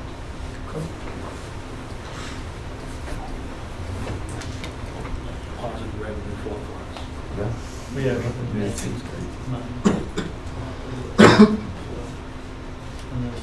helps save what we're sending to the MABCD. I like seeing green numbers at the bottom. That seems positive. Yeah, generally, like I said, we're beholden to the fee structure of MABCD, and I've gone back and forth with MABCD about how they have their fee structure. Yeah. Some of it's generally pretty intuitive, some of it's not intuitive, and so I've spoken with them at length about that. So being able to divorce ourselves from their fee structure and dictate our own would be highly beneficial.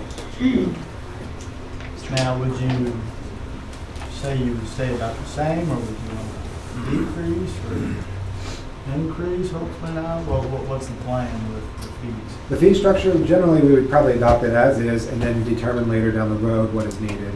So as mentioned during the onboarding process, we're not going to be able to cash flow the position 100% through the permitting fee because they need to be trained. They can't just go out and go inside, a potential building, just kind of check box everything and then walk out. They're going to have to go through training, so this is going to come out of the general fund, which is what most employees come out of for that funding. And then at some point, once we start offsetting these fees and these permits from MABCD, and we start keeping 100% of them, then potentially the position of cash flow, assuming the city continues to grow and that we keep having developments, et cetera, et cetera. But even with the current developments that we have approved right now, there's plenty of work to be done. So.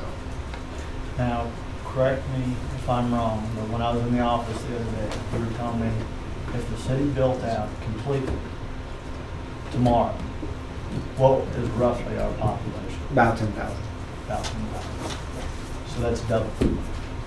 Yes. It's double in the size of what we're seeing directly in front of us. It's amazing. So we're definitely going to put this person to work. Yeah.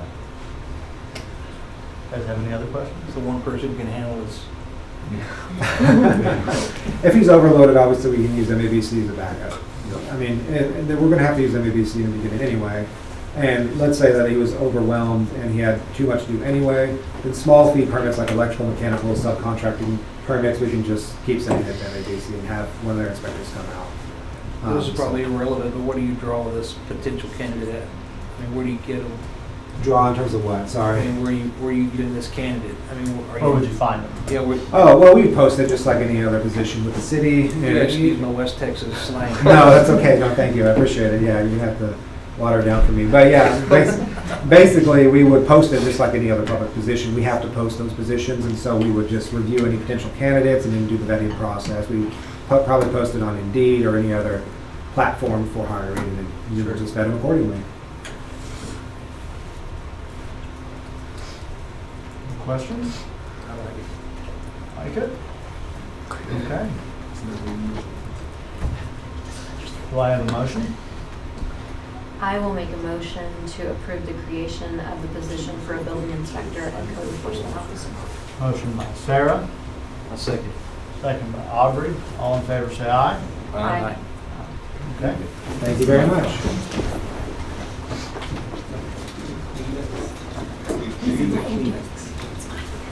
Hello, Mayor and Council. Item H5 is blower repair for the wastewater treatment facility. There's a vital component in wastewater treatment process. Insufficient airflow will cause wastewater treatment plant to become anoxic, negatively impacting the ability to treat influent. The city's wastewater treatment compressed air is provided by basins, to the basins by 3 Kaiser Model FB790C blowers. Blower number 2 has experienced a block malfunction, required it to be removed from the plant, transported to the factory for inspection and repairs. As I said, blower 2 is experiencing mechanical problems, requires repair. The Kaiser Compressor Company will remove and transport the unit to their shop to test and evaluate the damaged block to determine its condition. If possible, they will rebuild the block, repair and rebuild it, but if the block is out of spec, it will have to be replaced with a new unit.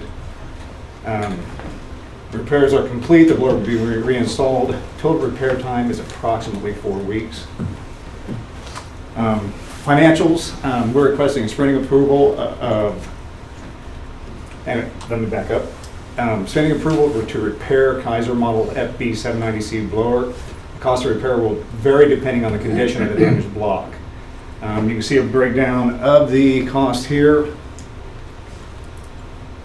Known cost, pole, transport, inspect and reinstall the block is $4,767.51. If the block is rebuildable, it costs $8,000 to rebuild. In the event that it is out of specification, the cost for a new block is $21,935. Equipment rental for the installation is $1,800. The cost with a rebuild block is $14,567.51. Total cost with a new block, which is what I anticipate, is $28,502.51. This is similar to the item we brought in June where blower number 3's block was worn out. All these blowers are the same age. They've been maintained the same, so it makes sense that this one is finally worn to after 15 years. We just rebuilt the electric motor on blower 1. We're not seeing any block issues with it, but there's a good chance in the next 12 to 18 months we'll bring that in as well. Cost would be allocated 100% to sewer replacement reserve fund, $83,860, $6130. Legal is approved as a form. Any questions?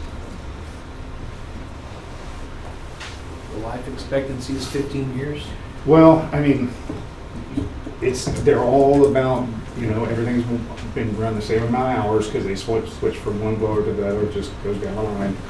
And it makes sense that they're wearing out at the same time.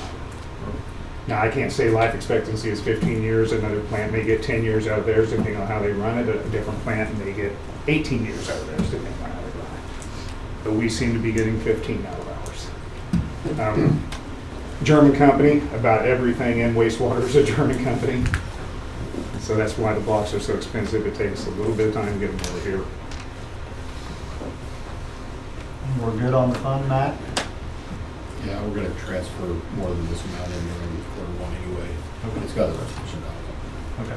So if there are no additional questions, it's recommended the city council approve the purchase of the repair of blower number 2 in the amount not to exceed $28,502.51.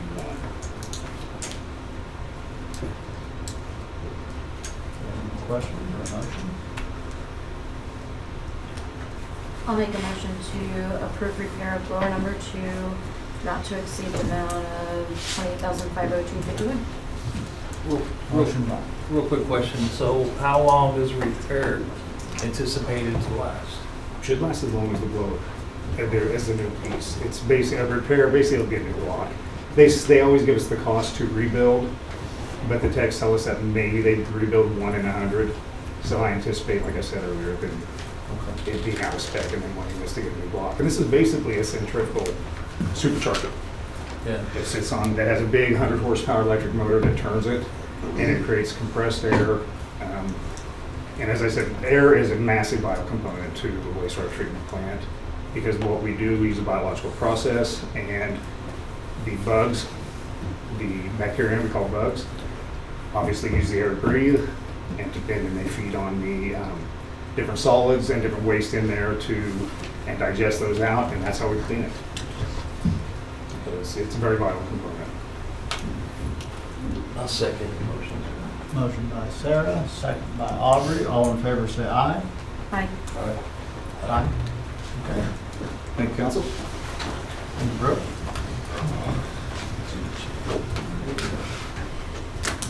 Good evening, Council Mayor. So tonight I'm bringing in front of you a request for a new PD server. As the city moves forward and becomes more reliant on digital services, our need for storing digital data increases. We are taking leaps and bounds towards more software use in our daily activities, and the need for more space is there.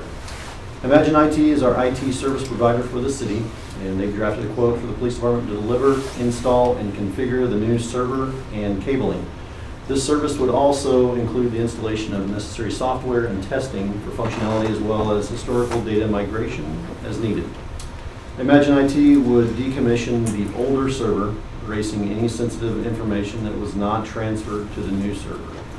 This total cost for this would be $25,505.47.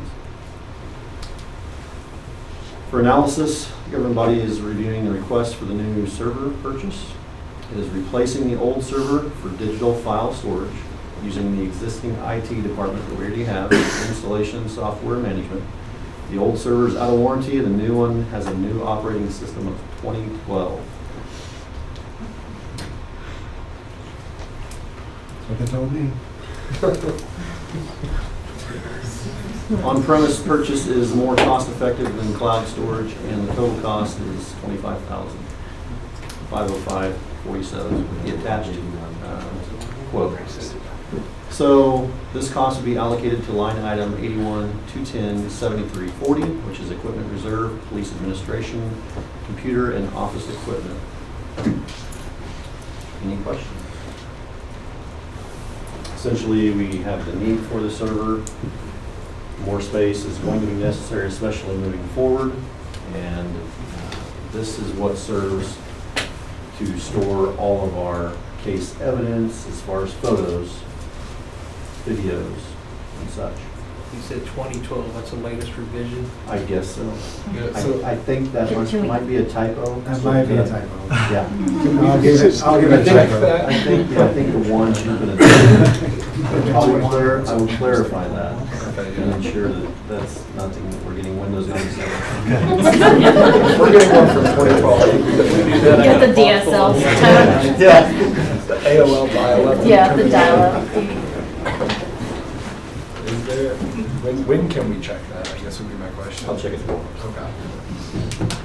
So like, Because I'll be honest, I'm hesitant to approve something without knowing for sure that we're not getting something from 11 years ago. well, and like we can make a motion that's I would- contingent upon the Okay. system Okay. being this date or anything like that. And if not, then he brings We'll it back. do it again. Yeah. All right, just making sure. So do you guys want to make that motion contingent upon it being? Yeah, I motion to approve it contingent upon that 2012 being a typo and it being on the system from 2022. Perfect. Second. That was Micah's typo. right? Yes, it's my typo. My typo. Still love you, Mike. Thank you. Okay, so motion by Keaton, Second. second by Sarah. All in favor say aye. Aye. Aye, okay. Thank you very much.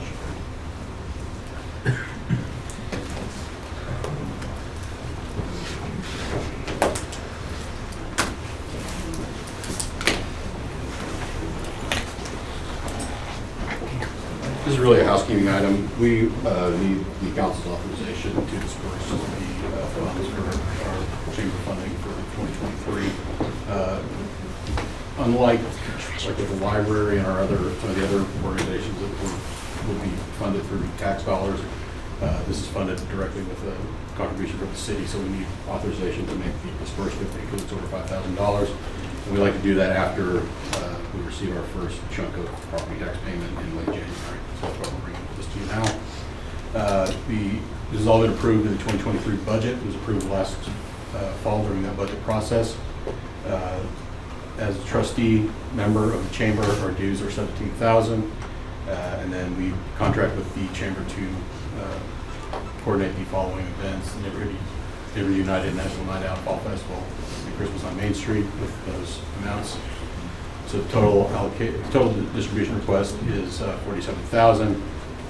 And just note there that the payments in excess of $5,000 require your approval to authorize that payment. We'll make that payment during our AP process this week and get that money to them. So that's a simple voice vote. Do you have any problem giving money to your chamber? Okay. Previously budgeted funds. Nope. Do I have a motion? I'll make a motion. Motion by Aubrey, I'll second. second by Keaton. All in favor say aye. Aye. Aye. Aye. Thank you. Thank you, Matt.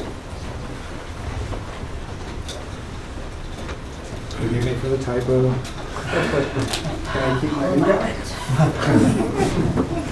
Hey, but I gotta compare it.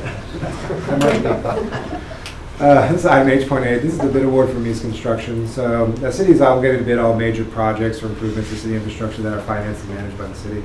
Once a public bid meeting is held, the lowest bidder is awarded the bid by default. This is always the case unless the city council has a no confidence vote to not award the bid to the lowest bidder for reasons that could be related to job performance on the project.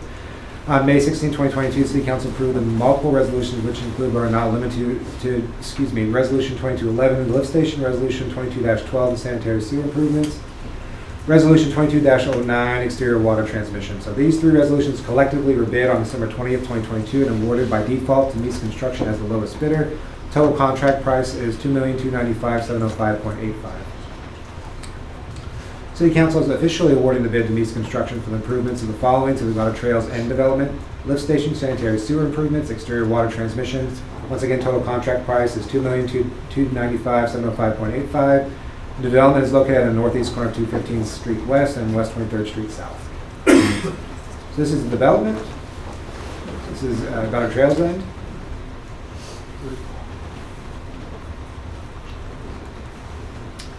Cost for the contract comes out of temp note 22-2 and temp note 22.3.2 issued for the improvements. Legally, it's approved as a form. It is recommended City Council approve the bid award to Meese Construction, authorize the mayor to sign the contract awarding the bid, and further allowing city staff to execute the contract for all necessary forms and agreements. So we do have city engineer here. If you have questions for city engineer, we do have bond counsel behind me. If you have questions for bond counsel, and questions about the development in general, I'm happy to answer any of that. Go ahead. You good with everything, Harlan? Yes, we had four, if not 5 bids on this project. That's what I was gonna add. And just like I asked last time, how many, was that open to the same amount as what we talked about earlier in the meeting? Do you know how many people were open to look at that? Well, it's a public bid advertisement, so it's advertised on Kansas Construction News, and then the consultant also advertises it to the major, any and all comers with regard to the utility work, which is what this project pertains to. I just wanted to make sure again that it was accessible and not to a narrow audience. That's all I had. Any questions? Do I have a motion?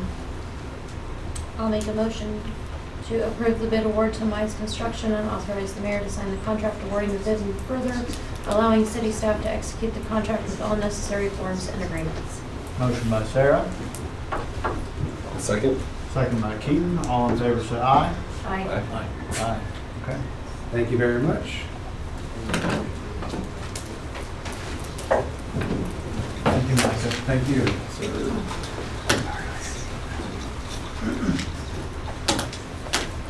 Honorable Mayor and Council, Ryan Peck, City Attorney. I have multiple things that we need to address. The first is formal approval of severance agreements for Brian Silcott and Thatcher Motti. You may be familiar with severance agreements. It's basically an agreement between an employer and former employee. Usually it involves the employer paying additional wages, benefits to a former employee that he or she wouldn't otherwise be entitled to. And in exchange, the employer gets a release of claims, brings the employer certainty and closure to the matter. In this particular case, we've got 2 severance agreements. Brian Silcott's agreement provides that he'll be paid 4 months of wages, plus we will reimburse his COBRA health insurance benefits for a period of 4 months through, I believe, the end of May. His employment agreement entitles him to 3 months of severance regardless, so this is just agreeing to pay him an additional month in exchange for release of claims. In Thatcher's case, provides for 3 months of base wages plus reimbursement of COBRA for a 3-month period. Thatcher did not have a written employment agreement, wouldn't otherwise be entitled to severance. Neither of them have made any claims, neither of them have threatened any claims of any sort. So the benefit to us is to bring certainty to the matter. Both have approved and signed the severance agreement, so I'm here before you to ask for your formal approval and ask you to authorize the mayor to sign those agreements. Are we able to have the agreements up there just so that everybody can see that? They should be in your agenda packets. Yeah, I have it here. Is that something that we're able We to didn't put it in the PowerPoint presentation Okay, because I was it's just curious. very lengthy. It would be very small print. Sure. It is online. Yeah, it's online. Yeah, I just wanted to make sure that was accessible to GauderCampus.gov. accessible to the public so that they can see those numbers if they choose to. Yep. I think it's a good deal. I mean, like you said, the 3 months is standard where we went above and beyond. I read the agreements myself, so I concur with it. I think it looks good.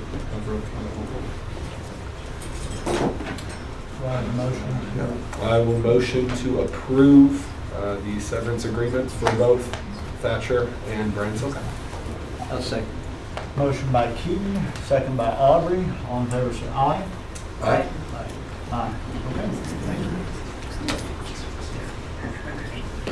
So now, let's talk about the process to find a new city administrator. There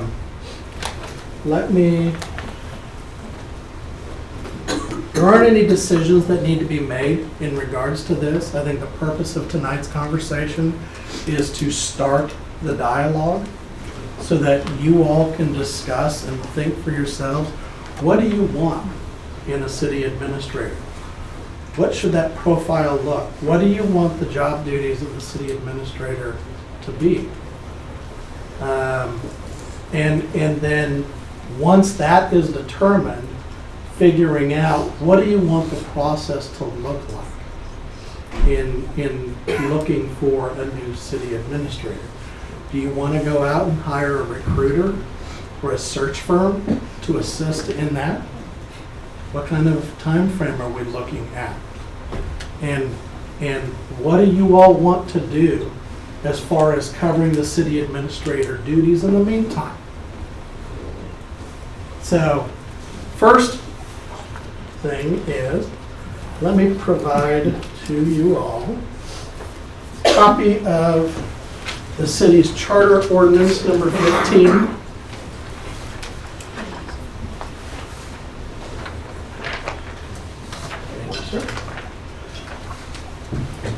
Which addresses the structure of the governing body and also lays out, for lack of a better description, a job description for the city administrator.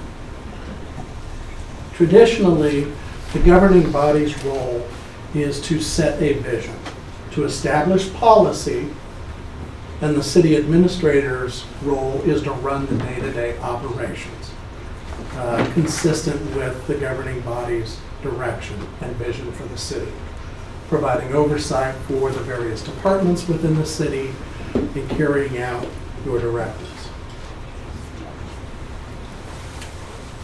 So I guess my first question to you all, what do you want this position to look like?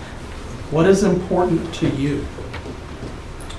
Well, now I've talked to you about this, Ryan, and I've also discussed this with all the other department heads.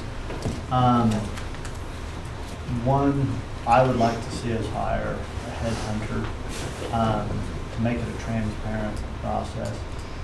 If we are required to set the headhunter out to bid, I almost think it would be better just to do it anyways, so the public knows it's transparent, and it's out in the open. We have no favorite picks for even that rule. The only thing that I really have that I would want to see at a final stage in that process, when we get to a final 3 candidates, I would like each department head to interview that potential new city administrator to discuss some of their wants and concerns, and hopefully we will have fixed and got everything they need by then. But I want them to sit at the table and to interview them. And then also the last 3 candidates, they come and present a case as to why they want to be here in Goddard. Sure. Goddard's a special town, and we want a city administrator that wants to be here because they love this town. And so those are my only specific requests. I don't know if the rest of the council has other requests to tack on. Definitely want somebody to lead from the front, not from the rear. Okay? And somebody that's got a great understanding of what it's like to have people skills, right? So you could deal with business owners, you could deal with residents, and it just be an attractive individual that's representing our community. All right, so it's a hard job to do. However, you're going to have somebody that I can't put any better word. You got to lead from the front, you know, and work well with the city staff and mainly, you know, businesses here. Personally. I think I would echo what they're saying. I think it would be best if we hired somebody, a headhunter of sorts. I think one thing that for me that matters most is that when we find candidates, I want every candidate looked at and make sure that no candidate that is considered has any relationship with anybody at all. And I think that that's important, that there isn't, that we're not in any way bringing in anybody who could be in question of having any sort of former relationship. They need to be somebody fresh to Goddard. Personally, I would love to see somebody fresh to Goddard who doesn't have any relationship with any specific businesses.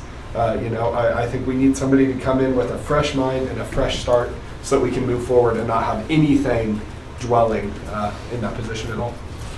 I mean, typically what you see in this process is when you bring in a recruiter or a headhunting firm, they're going to, oftentimes, they'll come to a meeting and they'll want to meet with you and have the same discussion we're having now, probably in a whole lot more detail after you've had a lot more opportunity to think about what it is you're looking for and put together a profile of the type of candidate you want that headhunter to bring to you, okay?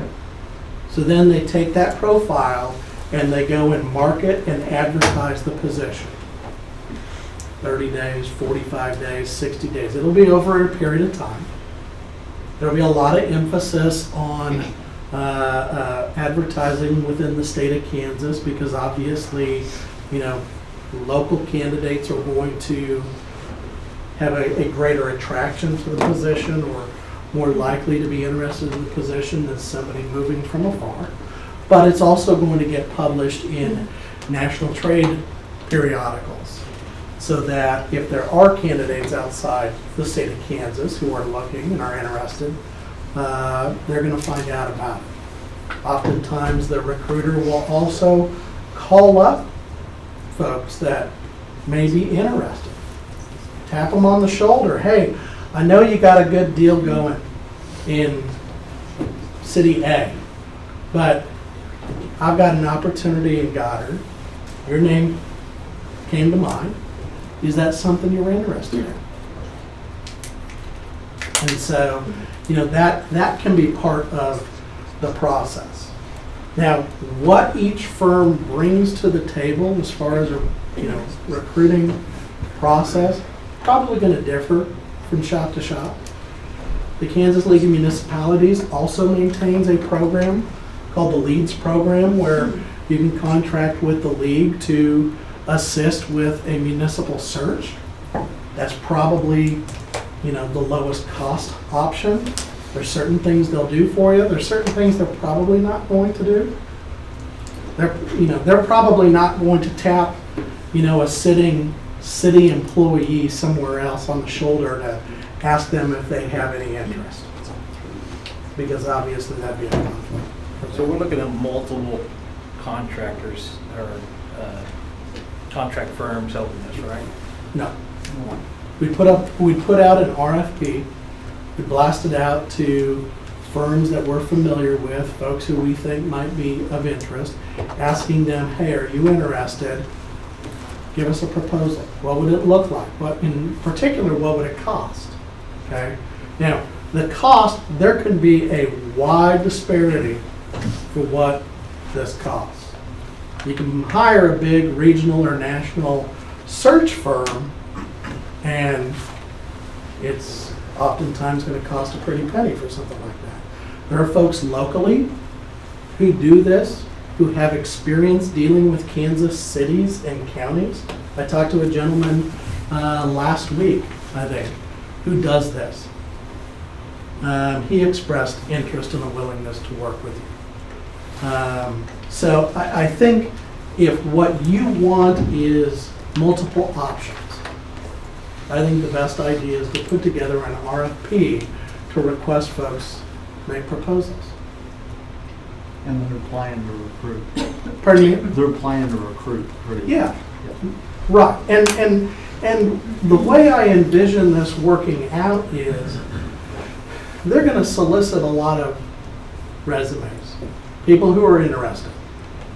And generally speaking, they're going to try and whittle it down to 6, 7, 8 candidates or so that they think you would be most interested in. They'll provide you with the resumes and applications for everybody, but they're going to highlight the 6, 7, or 8 best candidates in the recruiter's opinion and provide those to you. And at that point, then we probably have sit-down interviews with the candidates, opportunities for the candidates to meet the department heads, talk to the department heads, see the community, those sorts of things.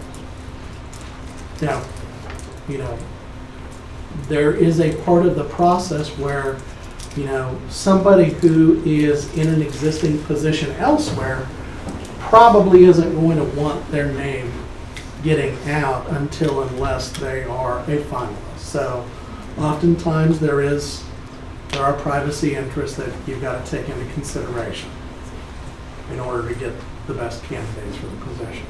But at the end of the day, I do expect that there will be multiple finalists that would be presented to you, opportunity for them to get to meet the public, talk about what their vision is, what their experience is, give you an opportunity to question them.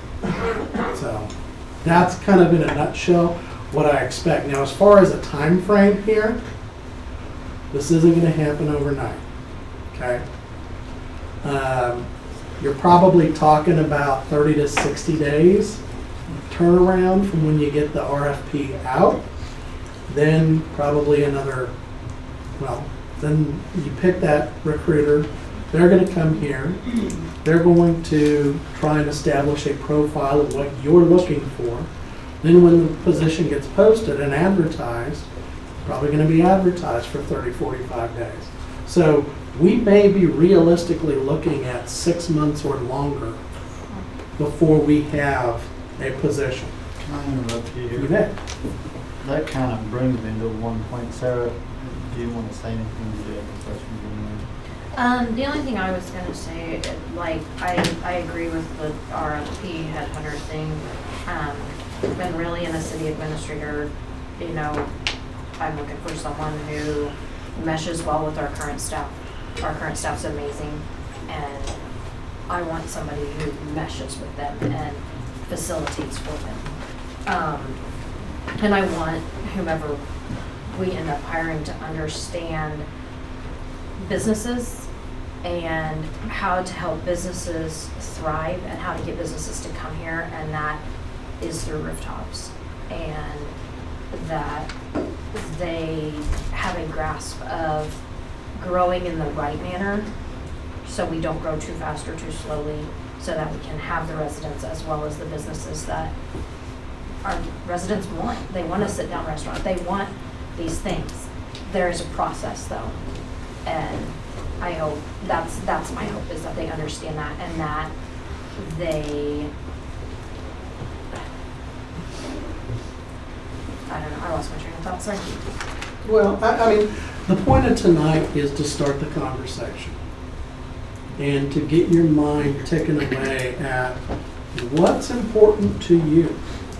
I mean, you know, we heard discussion tonight, people wanting to know, what is the strategic plan for Goddard? What's Goddard going to look like in 5 or 10 years? And I think you've got to start thinking about that in order to try and identify, hey, what qualities are important for the next city administrator? What kind of experiences do I want him or her to have. Because what are the things that are going to be of the most importance to this community over the next 5 to 10 years? So, since last meeting, what I have gotten to experience is a lot of the role, in my eyes, that I want to see the future city administrator, whoever they may be, to do something similar as kind of what has happened since the last meeting. I'm not the city administrator, I've been acting as the mayor, but more of a facilitator for each department head. We have amazing city staff.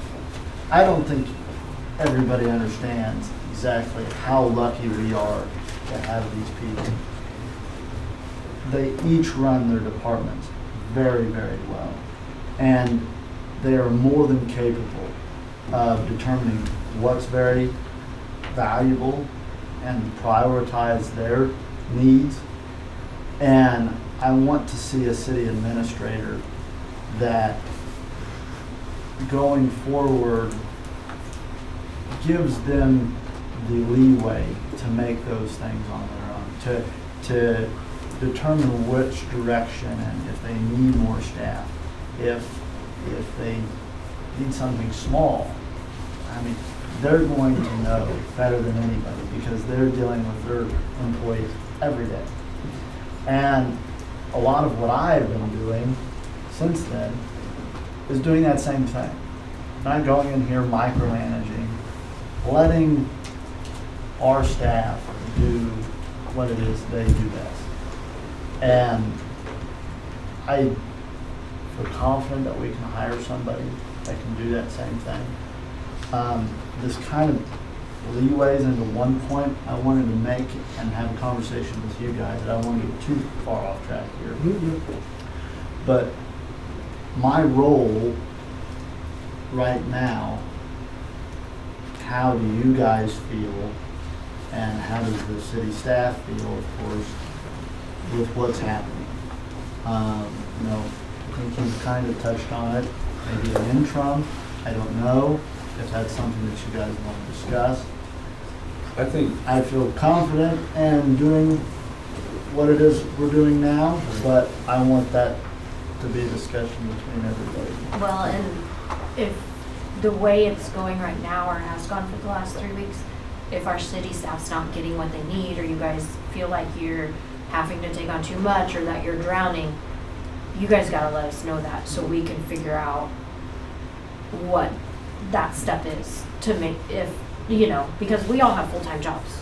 Some of us have 2 jobs and volunteer and, you know, like I can't come in and help in any way other than, you guys are doing great.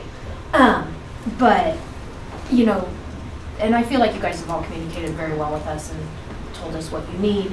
But that's like my priority, like Hunter said. You know, if what is happening now works, then great. But if it's not, then we need to consider an interim or whatever. I think for me, I think I would like to consider an interim, and not that I don't feel like Mayor Larkin is doing a good job. I know every time I've stopped into City Hall, he's been here working his butt off, moving boxes, cleaning offices, doing whatever he could for these people. But that being said, we heard from our city tonight that there is some concern, and although I believe that Hunter is going to do a great job over these next few months, I think that they deserve the opportunity to see somebody in that role other than the person that they are currently questioning. So I personally would like to at least open up that conversation more to have somebody step in for the time being. I agree. I just want to make sure the department heads are fully vocal and full control of your respective departments, right? So if that's what we need to do, then that's what we need to do. You know, I just want to make sure you guys have all your needs taken care of fully, and then whoever's taking that role is listening to you. I mean, that's the whole, I spent 20 years in aerospace engineering, and my key tool that made me successful was that when the people on the floor had issues, I went down there to see them. I asked them, how do you resolve it? Not going and telling you how we're going to resolve it. What's the best way for you in your eyes? And that's, you need communication to people.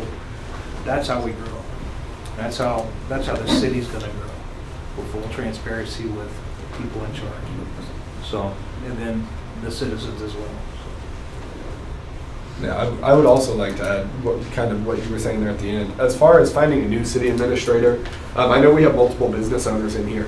And those are some of the people that are also going to be working with this person in different ways. And so as much as I want to make sure that these people are taken care of, I'd love to hear your voices. I genuinely would love to hear if there's concerns or something you need to see in a future city administration position, please don't be shy to reach out and voice that. Because this person that we're bringing in is impacting a lot more than just the people here and just the people here.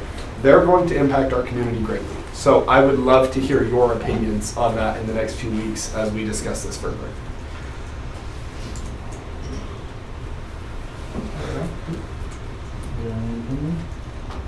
So what does finding an interim entail if that's what we?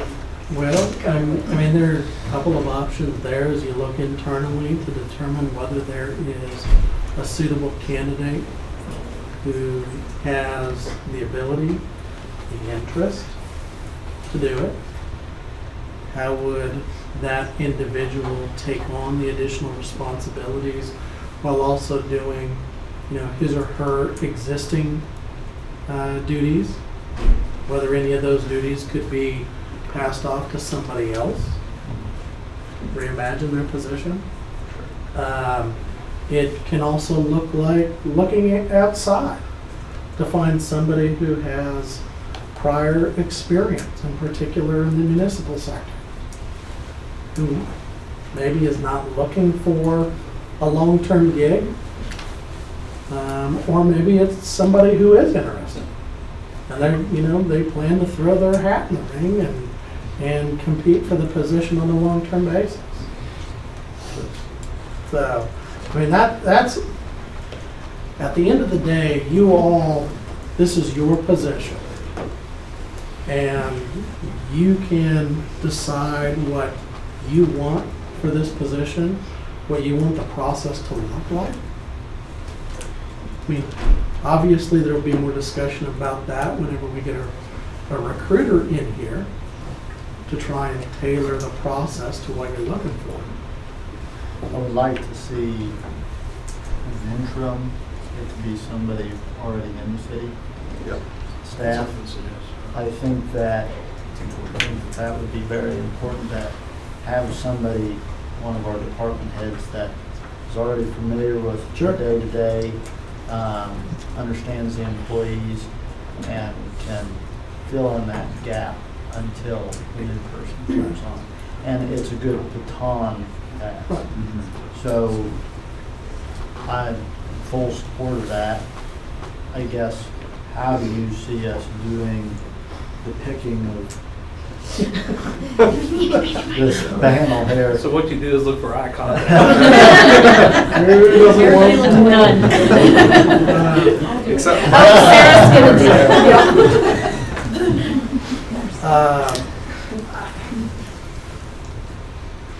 I think it can happen however you guys want it to happen. You can post the position, offer an opportunity for people to express their interest. If, however, you've got somebody in mind, you can approach that person. We can have an executive session at the next meeting to talk with that individual in private about whether or not they're interested. You can talk to multiple candidates. Maybe you think there's more than one person. So with one contractor going to get us the far reach we need? Yeah, I think so. And as far as interim goes, could we essentially have two people filling in that role? If one person feels like they can't take that over? You can do whatever you want. I mean, and I don't want to overload, we've No, I overloaded. understand. I understand. And some of this may be, you need to have these conversations with the department heads I think- or the folks that you think would be most qualified for that position. Because one of the factors you're gonna have to consider is, what's that person's current duties? And is that person already spread too thin? Is that person going to have the capability to take on additional responsibilities? What is this gonna look like? Because like we talked about, this isn't likely to be a short-term deal. It's probably gonna be 6 months or longer.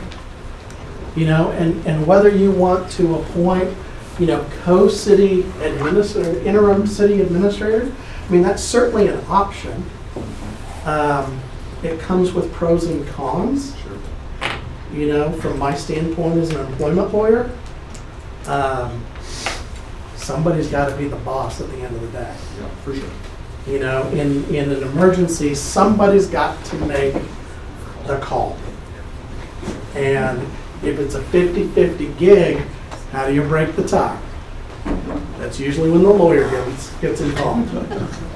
Okay? So you want. That may be good for my business, but I'm not quite sure that's a great idea for the city. I think what we ought to do is we ought to, as a council, sit down with who we may think be the person with maybe the most amount of time, or not so much inability over another, but has the current role to be able to slip in and then slip out once we find somebody else. But I think we should have that in executive session since it's a one-on-one with an employee. We can do a special meeting if you don't want to wait until the next regularly scheduled meeting in 21st. Or we could do it at the next meeting. You can identify, you know, who you want to talk to at that time. You can decide, you know, the four of you and Brent want to talk in executive session about who you might be interested in to serve in the position, and then invite those people in to talk to them. So, in the meantime, I think we're all in agreement to do, I don't know what the words are.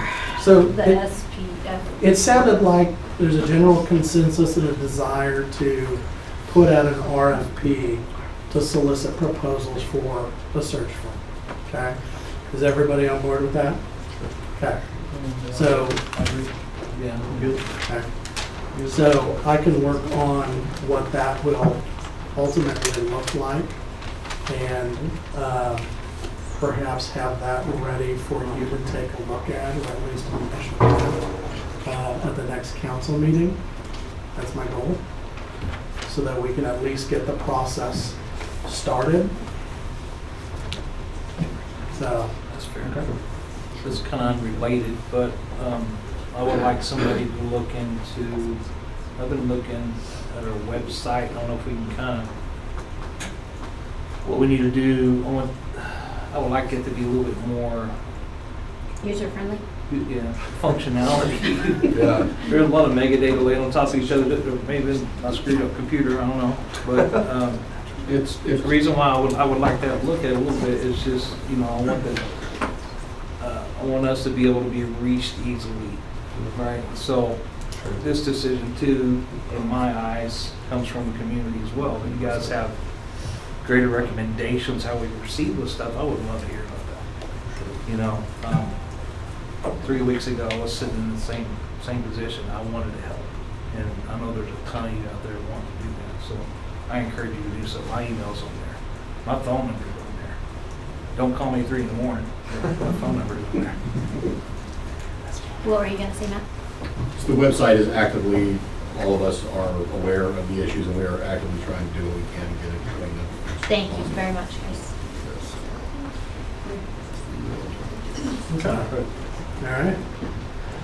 Well, let's table this until the next meeting. I have my marching orders.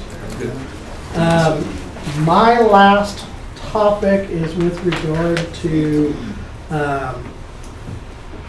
for Councilmember Fish and Councilmember Collins, the city voted to proceed with condemnation proceedings as to 2 tracts of land adjacent to Linear Park.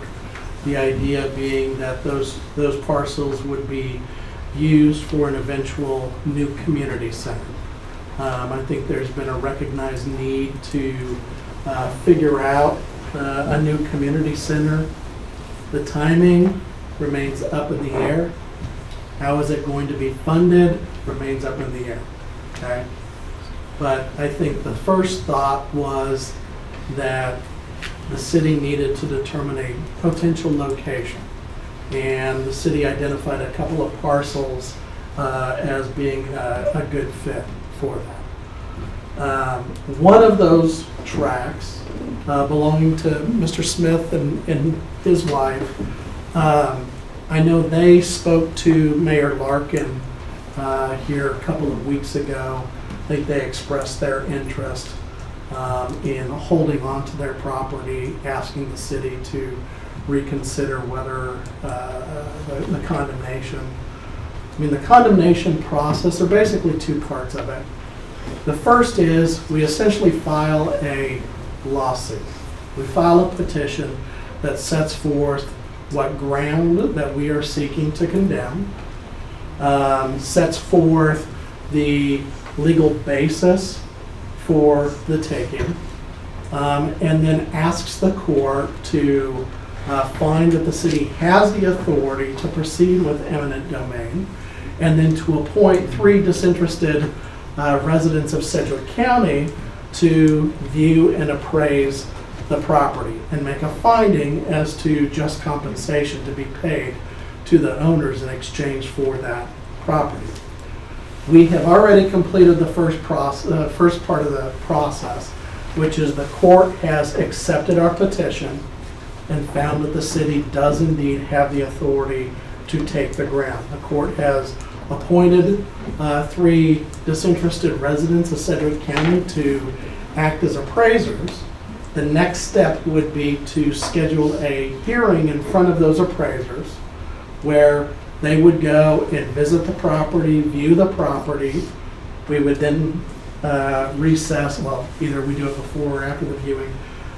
Usually we meet at my office, and all of the interested parties would have an opportunity to make their pitch to the appraisers as to either what they think the property is worth, what important factors the appraisers should take into consideration in pegging a value for the property, and then ultimately the appraisers issue a written report making their findings how much the city should pay to acquire that property.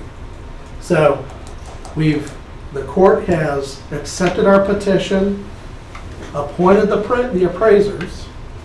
The next step is getting the appraisers started on valuing the property and scheduling a hearing.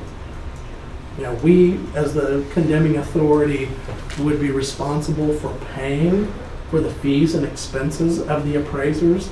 Thus far, they haven't indicated that they've spent any time or have any fees. I asked them to let me know if they did.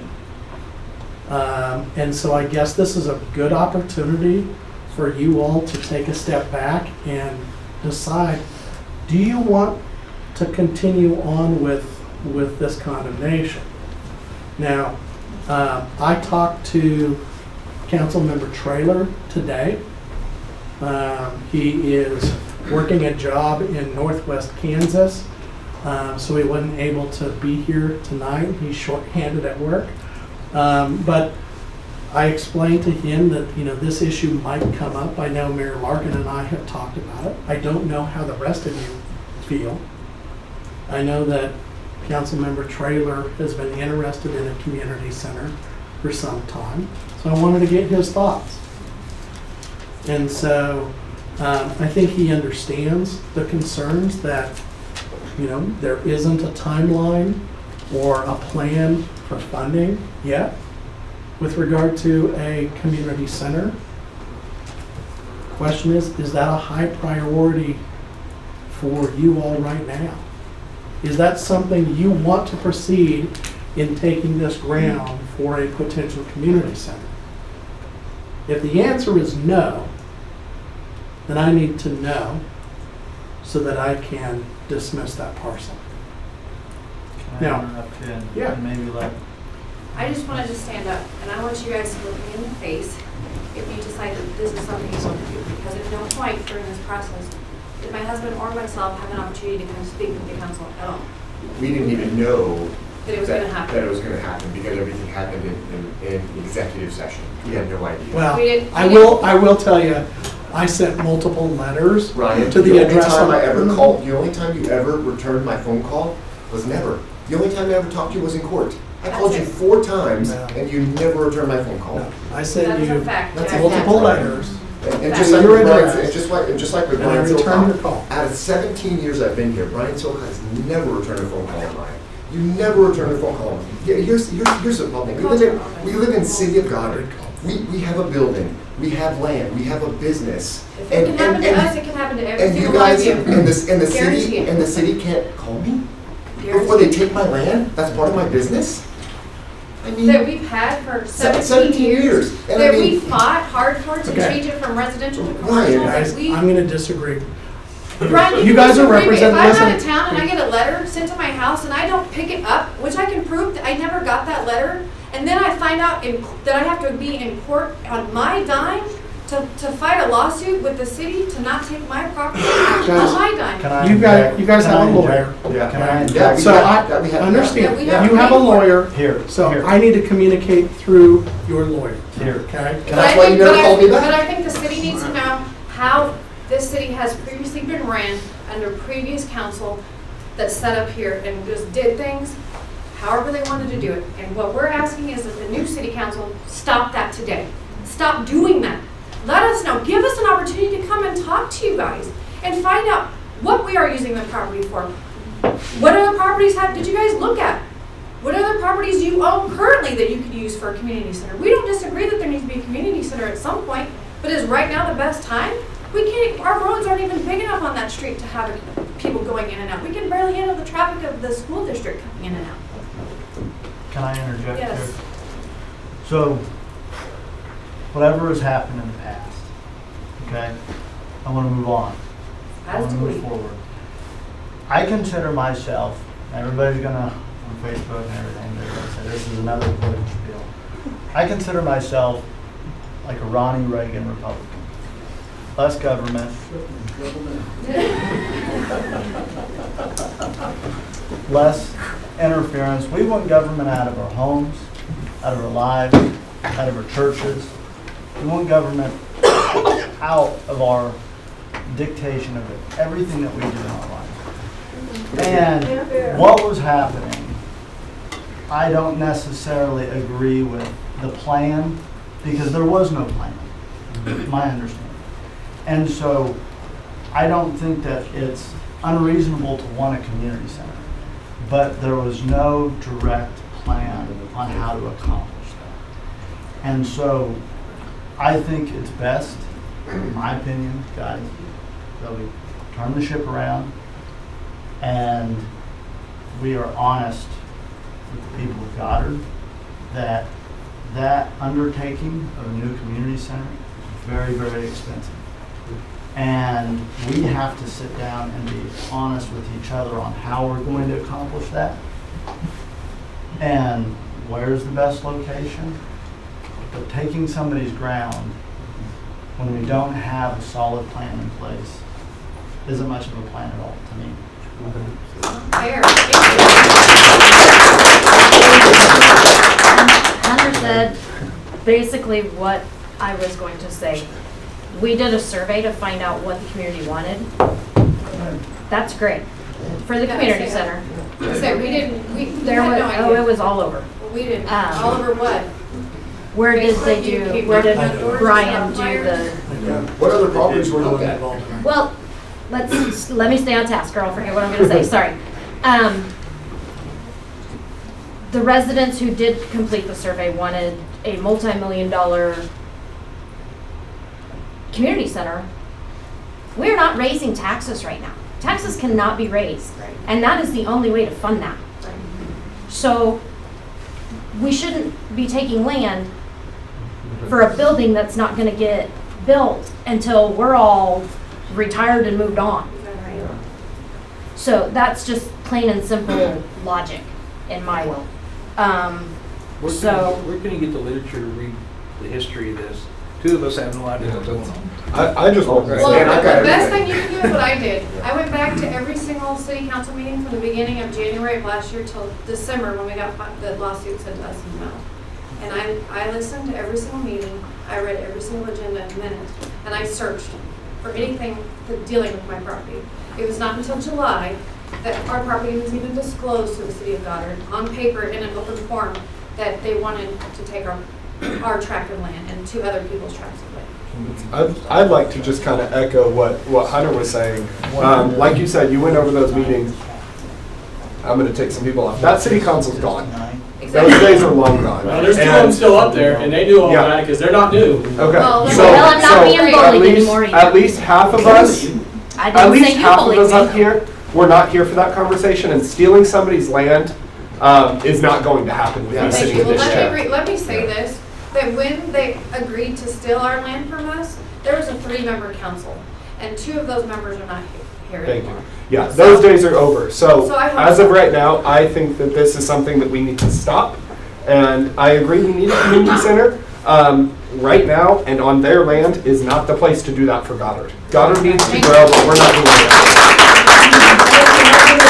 Then will you not do it to us? We are going to do it the right way. I promise you that. Yeah, that will be a discussion that is open to the people. I know. Is she the other girl?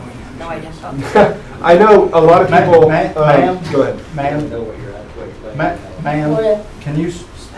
My parents' land was 202 East South Street. There's a garage on there now. It has been discussed previously of taking it, and I went to Brian Selcott, and he assured me that it would not be taken. But I don't know. Ma'am, are you part of the Perez family? Yes, I am. Okay, you have counsel on this matter, correct? Yes, we do. Okay. So are you guys gonna reimburse them for the council that you guys are? So that'll have to be something. Like I said, we weren't in that first meeting, so we'll have to discuss that further. Let's leave it to council because I'm kind of jumping off from the weeds here. You know, I guess one thing that I do want to clarify, I mean, there's some pretty powerful words that are being thrown around, stealing land. There's no stealing of land, okay? The Constitution in Kansas law requires if a government is going to take somebody's land, they've got to pay just compensation for it. That's the whole purpose of the condemnation statute, is to ensure that disinterested individuals look and value that property so that the property owner is justly compensated for that property. So to suggest that there's any stealing of land, that's a loaded term. But what if you don't want to get rid of the land? Exactly. Because it's been in your family Exactly. for 50, 60, 70 years. Or plan to be passed down, maybe The- because we're Hispanic. I don't know. The goal is to fix, what has been started and to reverse it. Thank you. Okay, and I think that, There are different issues with regard to the Perez. I think The other. we need to have a conversation. Ryan needs to reach out to your legal counsel, ma'am, and to figure out Yeah. the appropriate way Because this is the first to navigate through this, okay? we've heard about that. So we can diligently fix this problem. I think that everybody tonight has gotten this was heated, okay? This was a good thing. This was an experience that has needed to happen for probably a long time, and maybe this is a little example as to what has all transpired in Goddard for the past several years, okay? And this governing body is going to fix things. We're going to change things and move forward. And while I don't want to get caught in the weeds and talk about the past, I want to move forward, okay? And we are going to do that. I promise you. And if it means having uncomfortable conversations like this, then that's what it means. Okay? We will make it right. So what I need from the governing body tonight is a vote on whether or not you want to proceed with the condemnation as to the Smith's Do we do that property. roll call Or or how do whether we do that? just a voice vote giving me direction as to whether or not you want to proceed or whether you want me to dismiss that parcel. I make a motion to proceed with dismissing the condemnation. Motion by Sarah. As to the Smith parcel. As to the Smith parcel. Okay. Motion by So just to Sarah. clarify, that means we're stopping what's happening to them. Yeah. Correct. All right, I'm just making sure. Yes. Motion I'll by second Sarah. There are different issues with Yep. regard to We'll, the we'll, other we'll parcel. discuss that after. I just want to focus on you guys right now. I will second the motion. Motion by Sarah, seconded by Keaton. All in favor, say aye. Aye. Aye.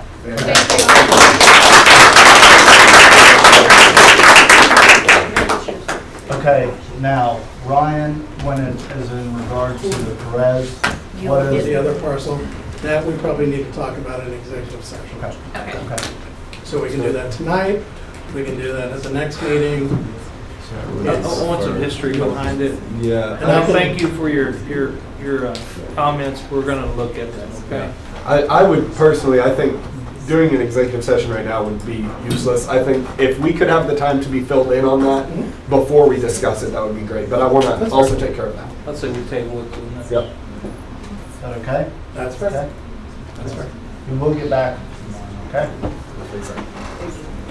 All Okay. right, that's all I have. All right, thank you, Ryan. Took them sticky fingers. Are we gonna be next?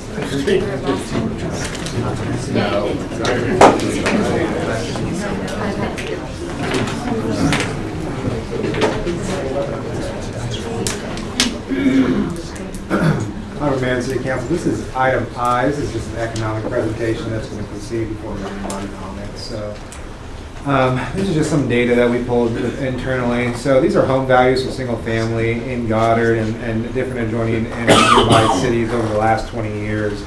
So as you can see, back in 2002, home values generally were tracking around here. You notice Eastboro is kind of an outlier. Eastboro is surrounded by Wichita, so it's a very constrained market for real estate, so that's why the home values are so dramatically high. But over time, over the last 20 years, home values have generally, this is just for single-family detached traditional homes, they have all traditionally gone up over time. The blue is Andover, and we're the green lines. We're actually tracking right behind Andover, or excuse me, Andale, excuse me. And so that's just generally, you see an upward trend for single family detached. Obviously, like I said, Eastboro is an outlier because they're landlocked. So these are down payment analysis over the 20 years. So if you had 20% down in 2002, you're looking at around $27,000 for a single family detached house. Modern time right now, at the end of 2022 in December, 10% down was $29,000. So you're seeing that a down payment has increased and inflated over time. This is why you're seeing a lot of people, especially a lot of developers, there's a lot of questions about why so many duplexes are happening in and around Goddard. This is one of the reasons. The less people are able to afford the down payment, even at 10% down today is greater than 20% does 20 years ago. So this is kind of one reason why you're seeing more renters and more people proposing developments of that sort. This is a 20-year historic federal fund rate. So as you're aware, mortgages are predicated on the federal fund rate. And this is the 20 years from 2002 to the end of 2022. And so as you can see by each administration, it kind of just goes up and down. As the Federal Reserve tries to combat inflation, and it's all over the place. So if you take the federal fund rate and you calculate it based on existing mill levies and then existing home values for that time period, this is kind of what you see. A mortgage was around $1,000 in 2002, and then it kind of trended down and trended up. And you can see 2008 obviously was when that boom happened of subprime mortgages. And then currently right now, if you take the average home in Goddard, with the current federal fund rate and the current mill levy, and we calculated that for escrow, because obviously escrow comes out of personal property taxes, you're around $1,800 for the average mortgage. So that's just something to take into account. And at that, that was a quick review of some of the economics surrounding the area. Obviously, it's been a long meeting, but if you have any questions about general economics and surrounding area, feel free to ask, or if not, we can move on to item J. Just lots of data. So I guess that happens. Thank you. Yeah. Keaton? Can I stand up? Is that Sure. weird? It just feels weird to Yeah, talk to man. people sitting. I wrote, earlier I wrote kind of what I was going to say tonight, but tonight has been a lot to process, but I think it was good. First and foremost, I want to say thank you so much for showing up. I know a lot of people are very angry, and I do understand that. In that last meeting, one of the things that I talked about was how much my family loves Goddard. We love walking down Main Street. We love going in and out of shops, and I meant that. And I also promised to be the ears and to be your voice and to have my hands and feet on the ground in our community. And I meant that. And so I although obviously there was a lot of anger in this room, I appreciate that because that's what makes this democracy beautiful. That's what makes this country beautiful. So please continue to show up. I think a lot of the of the uneasiness right now is uncertainty. And so I wanted to kind of take a second to kind of tell you a little bit of what I've been doing the last 3 weeks and in my first 3 weeks representing you. So I'm super excited to get to share. I met with Angie from the Chamber of Commerce, and one thing that we talked about was we've lost so many businesses in the last year. We lost Four Feathers. We lost JoJo's, which I'm excited to have co-fellow, but I hate to see, I know the young lady that was running that personally, and I hate to see businesses like that failing, because that means that dreams are failing.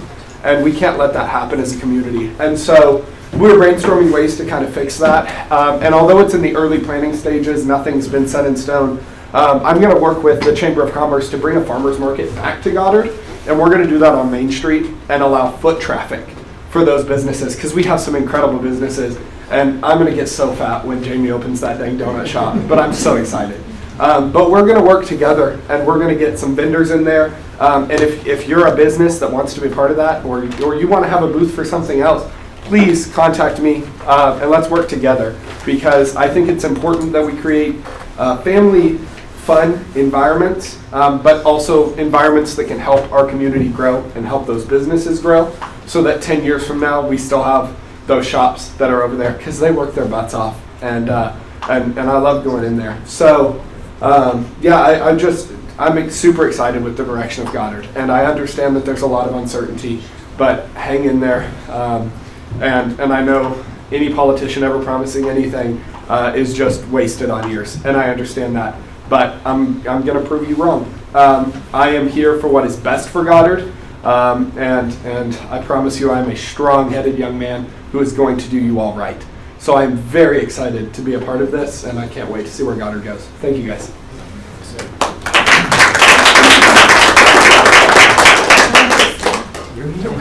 It just feels weird to sit and talk. You can't see everybody. First, I want to apologize for losing my composure. I had a couple outbursts, and that is not cool. I need to learn to keep my composure. But you guys, that shows how passionate I am about our community, about our businesses, about our citizens, about everything we want to do here. I've been on the council for over 4 years, and for the first several years, my voice was silenced, and it's not going to be anymore. I'm here to do what's right for our citizens and build Goddard in the correct way. I'm so thankful that we had so many members of our community show up tonight because without you, we don't have Goddard. Without the negative support, the positive support, all of the voices that I've heard over the last 3 weeks, the people who've come to me with questions and had frank conversations with me and have now a better understanding of the process and the things that we can say and the things that we do keep private because that's how it is. It's a hard job setting up here and representing the community. We have difficult choices to make and not everybody's going to agree with those choices. So that's what, as Keaton said, makes our democracy great, is that we all have a voice. Our council members, like I said earlier, we all have full-time jobs. We don't have time to come and micromanage you guys. You guys have done an amazing job. You've all taken on extra tasks. I know your families are probably missing time with you, and I apologize for that because that's not fair to them or you. But please know you can reach out to any of us with what you need, your thoughts, your input. If you're taking on too much, tell us. And we'll do what we can to help spread that out. If you're interested in being an interim, tell us. Very, the icon thing disappears so quick. I know, they're all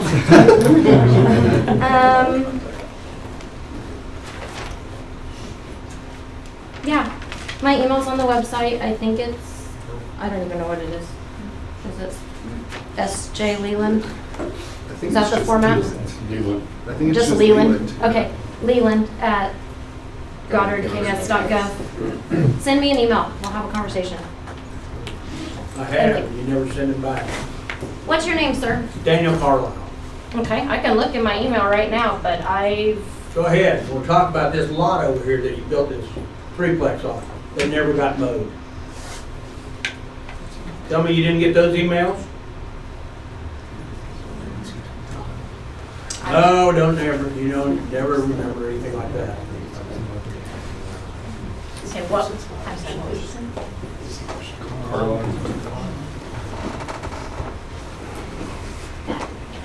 I've sent all of you emails, never get a response from any of you. Colin, anything to say? Yeah, this is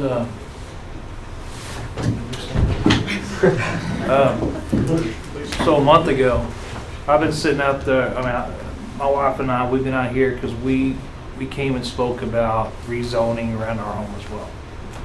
I'm passionate about that stuff. When I heard about the opening about a month ago, I put my bid in. There's 5 of us that did that out of 4,000 people here. You know, I love seeing what happened tonight. I love seeing what happened last week because now everybody's involved. That's all we're asking. That's all I wanted to be. I just wanted to be involved. A lot of you are passionate about doing that. I encourage you to do it. We got an election coming up. I'm excited about that. I would love to see more people get out and vote. Let's all take a part and do work together, make this better. I'm excited about the growth. I think we'll double, triple our size in the next 10 years. You know, I'm excited about new business coming here. I'm tired of taking my wife 35 minutes on the other side of town to get a good dinner. You know, these are the things, the reason why I went for council. I'm grateful that Mayor Zimmerman appointed me. But I'm one of you guys, you know, and I'm excited to see all this happen.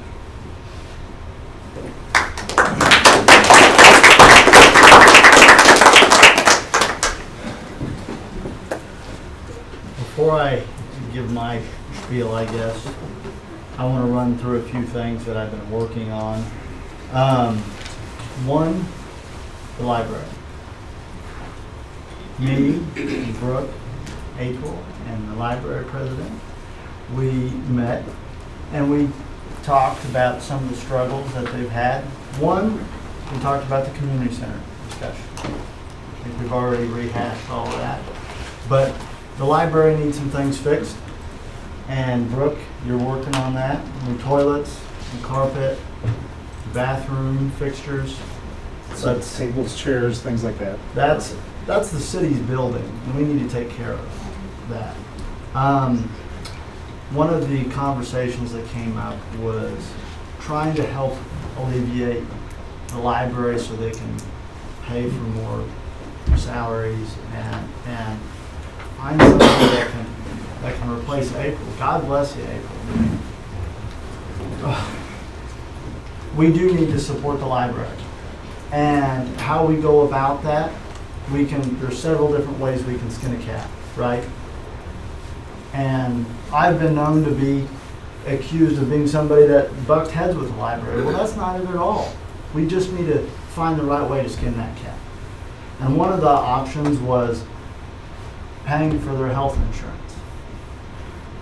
I don't know exactly how we go about that, Matt, but maybe possibly accruing that cost for the city so that helps the library alleviate some of the cost, pay for better salaries. We need to have that discussion and figure out how we can navigate through that. We might need help with you, Ryan, on that project, but that's something that I want to get accomplished. Rural Water District, number 4. have we reached an agreement? I know we did, at least on Colwich and, I'm still waiting for word from Rural Water's attorney. okay. Okay. Now, is that a general area? That's still on That's Colwich? with regard to the Kelsey Okay. Okay. development. Okay. How are we coming along on like a general area? I've been focused on trying to get the first agreement Okay, that's fine. done and signed up with before complicating a broader agreement. Okay. And then the future water reserve, Harlan and Brooke, have we had any more conversations on, I mean, I know, and Matt's gonna be a part of that as well. Have we had any conversations about that? Yeah, I did have a conversation with a groundwater geologist that we'd been discussing, and actually he has already identified an area for potential discussion and doing a safe yield analysis on that, just to see if it is potential water rights available there. So without, I don't want to specify too much because, it's still being studied. And once we have more information, we're happy to, Brooke and I have been visiting about it. So. Okay, good. Well, we need to keep those talks going because like what Mike had mentioned before, kind of double in size is just what we have right now. So And then there are some other things that I had already talked to Harlan earlier that we're going to meet about in the coming weeks associated with water. Okay, good. The third thing is the chamber. Angie works very hard for the chamber and she needs more support. It doesn't look like we're going to be replacing the assistant to the city administrator's position, so that saves us on that cost. But Matt, it looks like in our discussions that Thatcher before had kind of a budget that he used for movies on Main Street, right?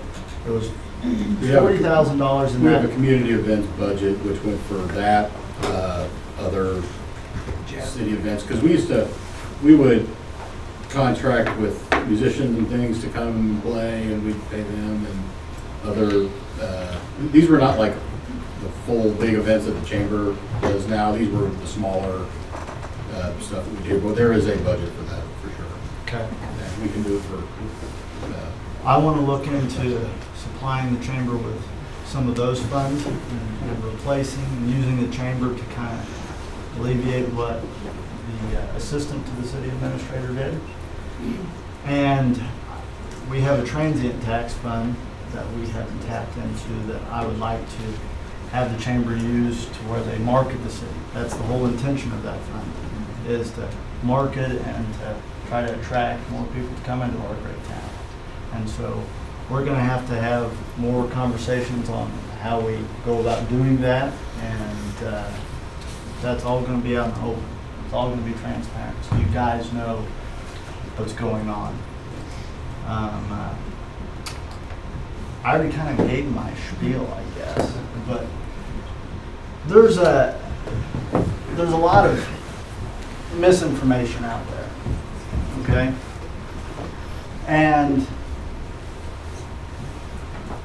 you're not going to see me roll around in the weeds with all the misinformation and on social media and everything.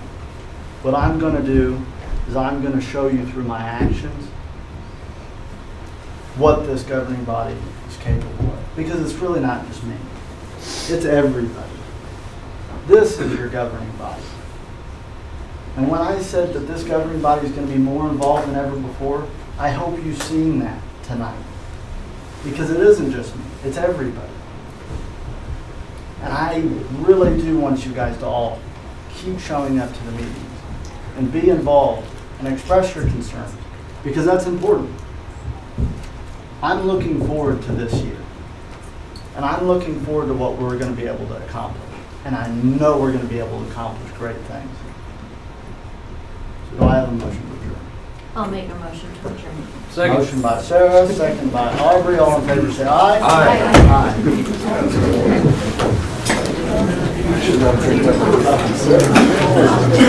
Aye.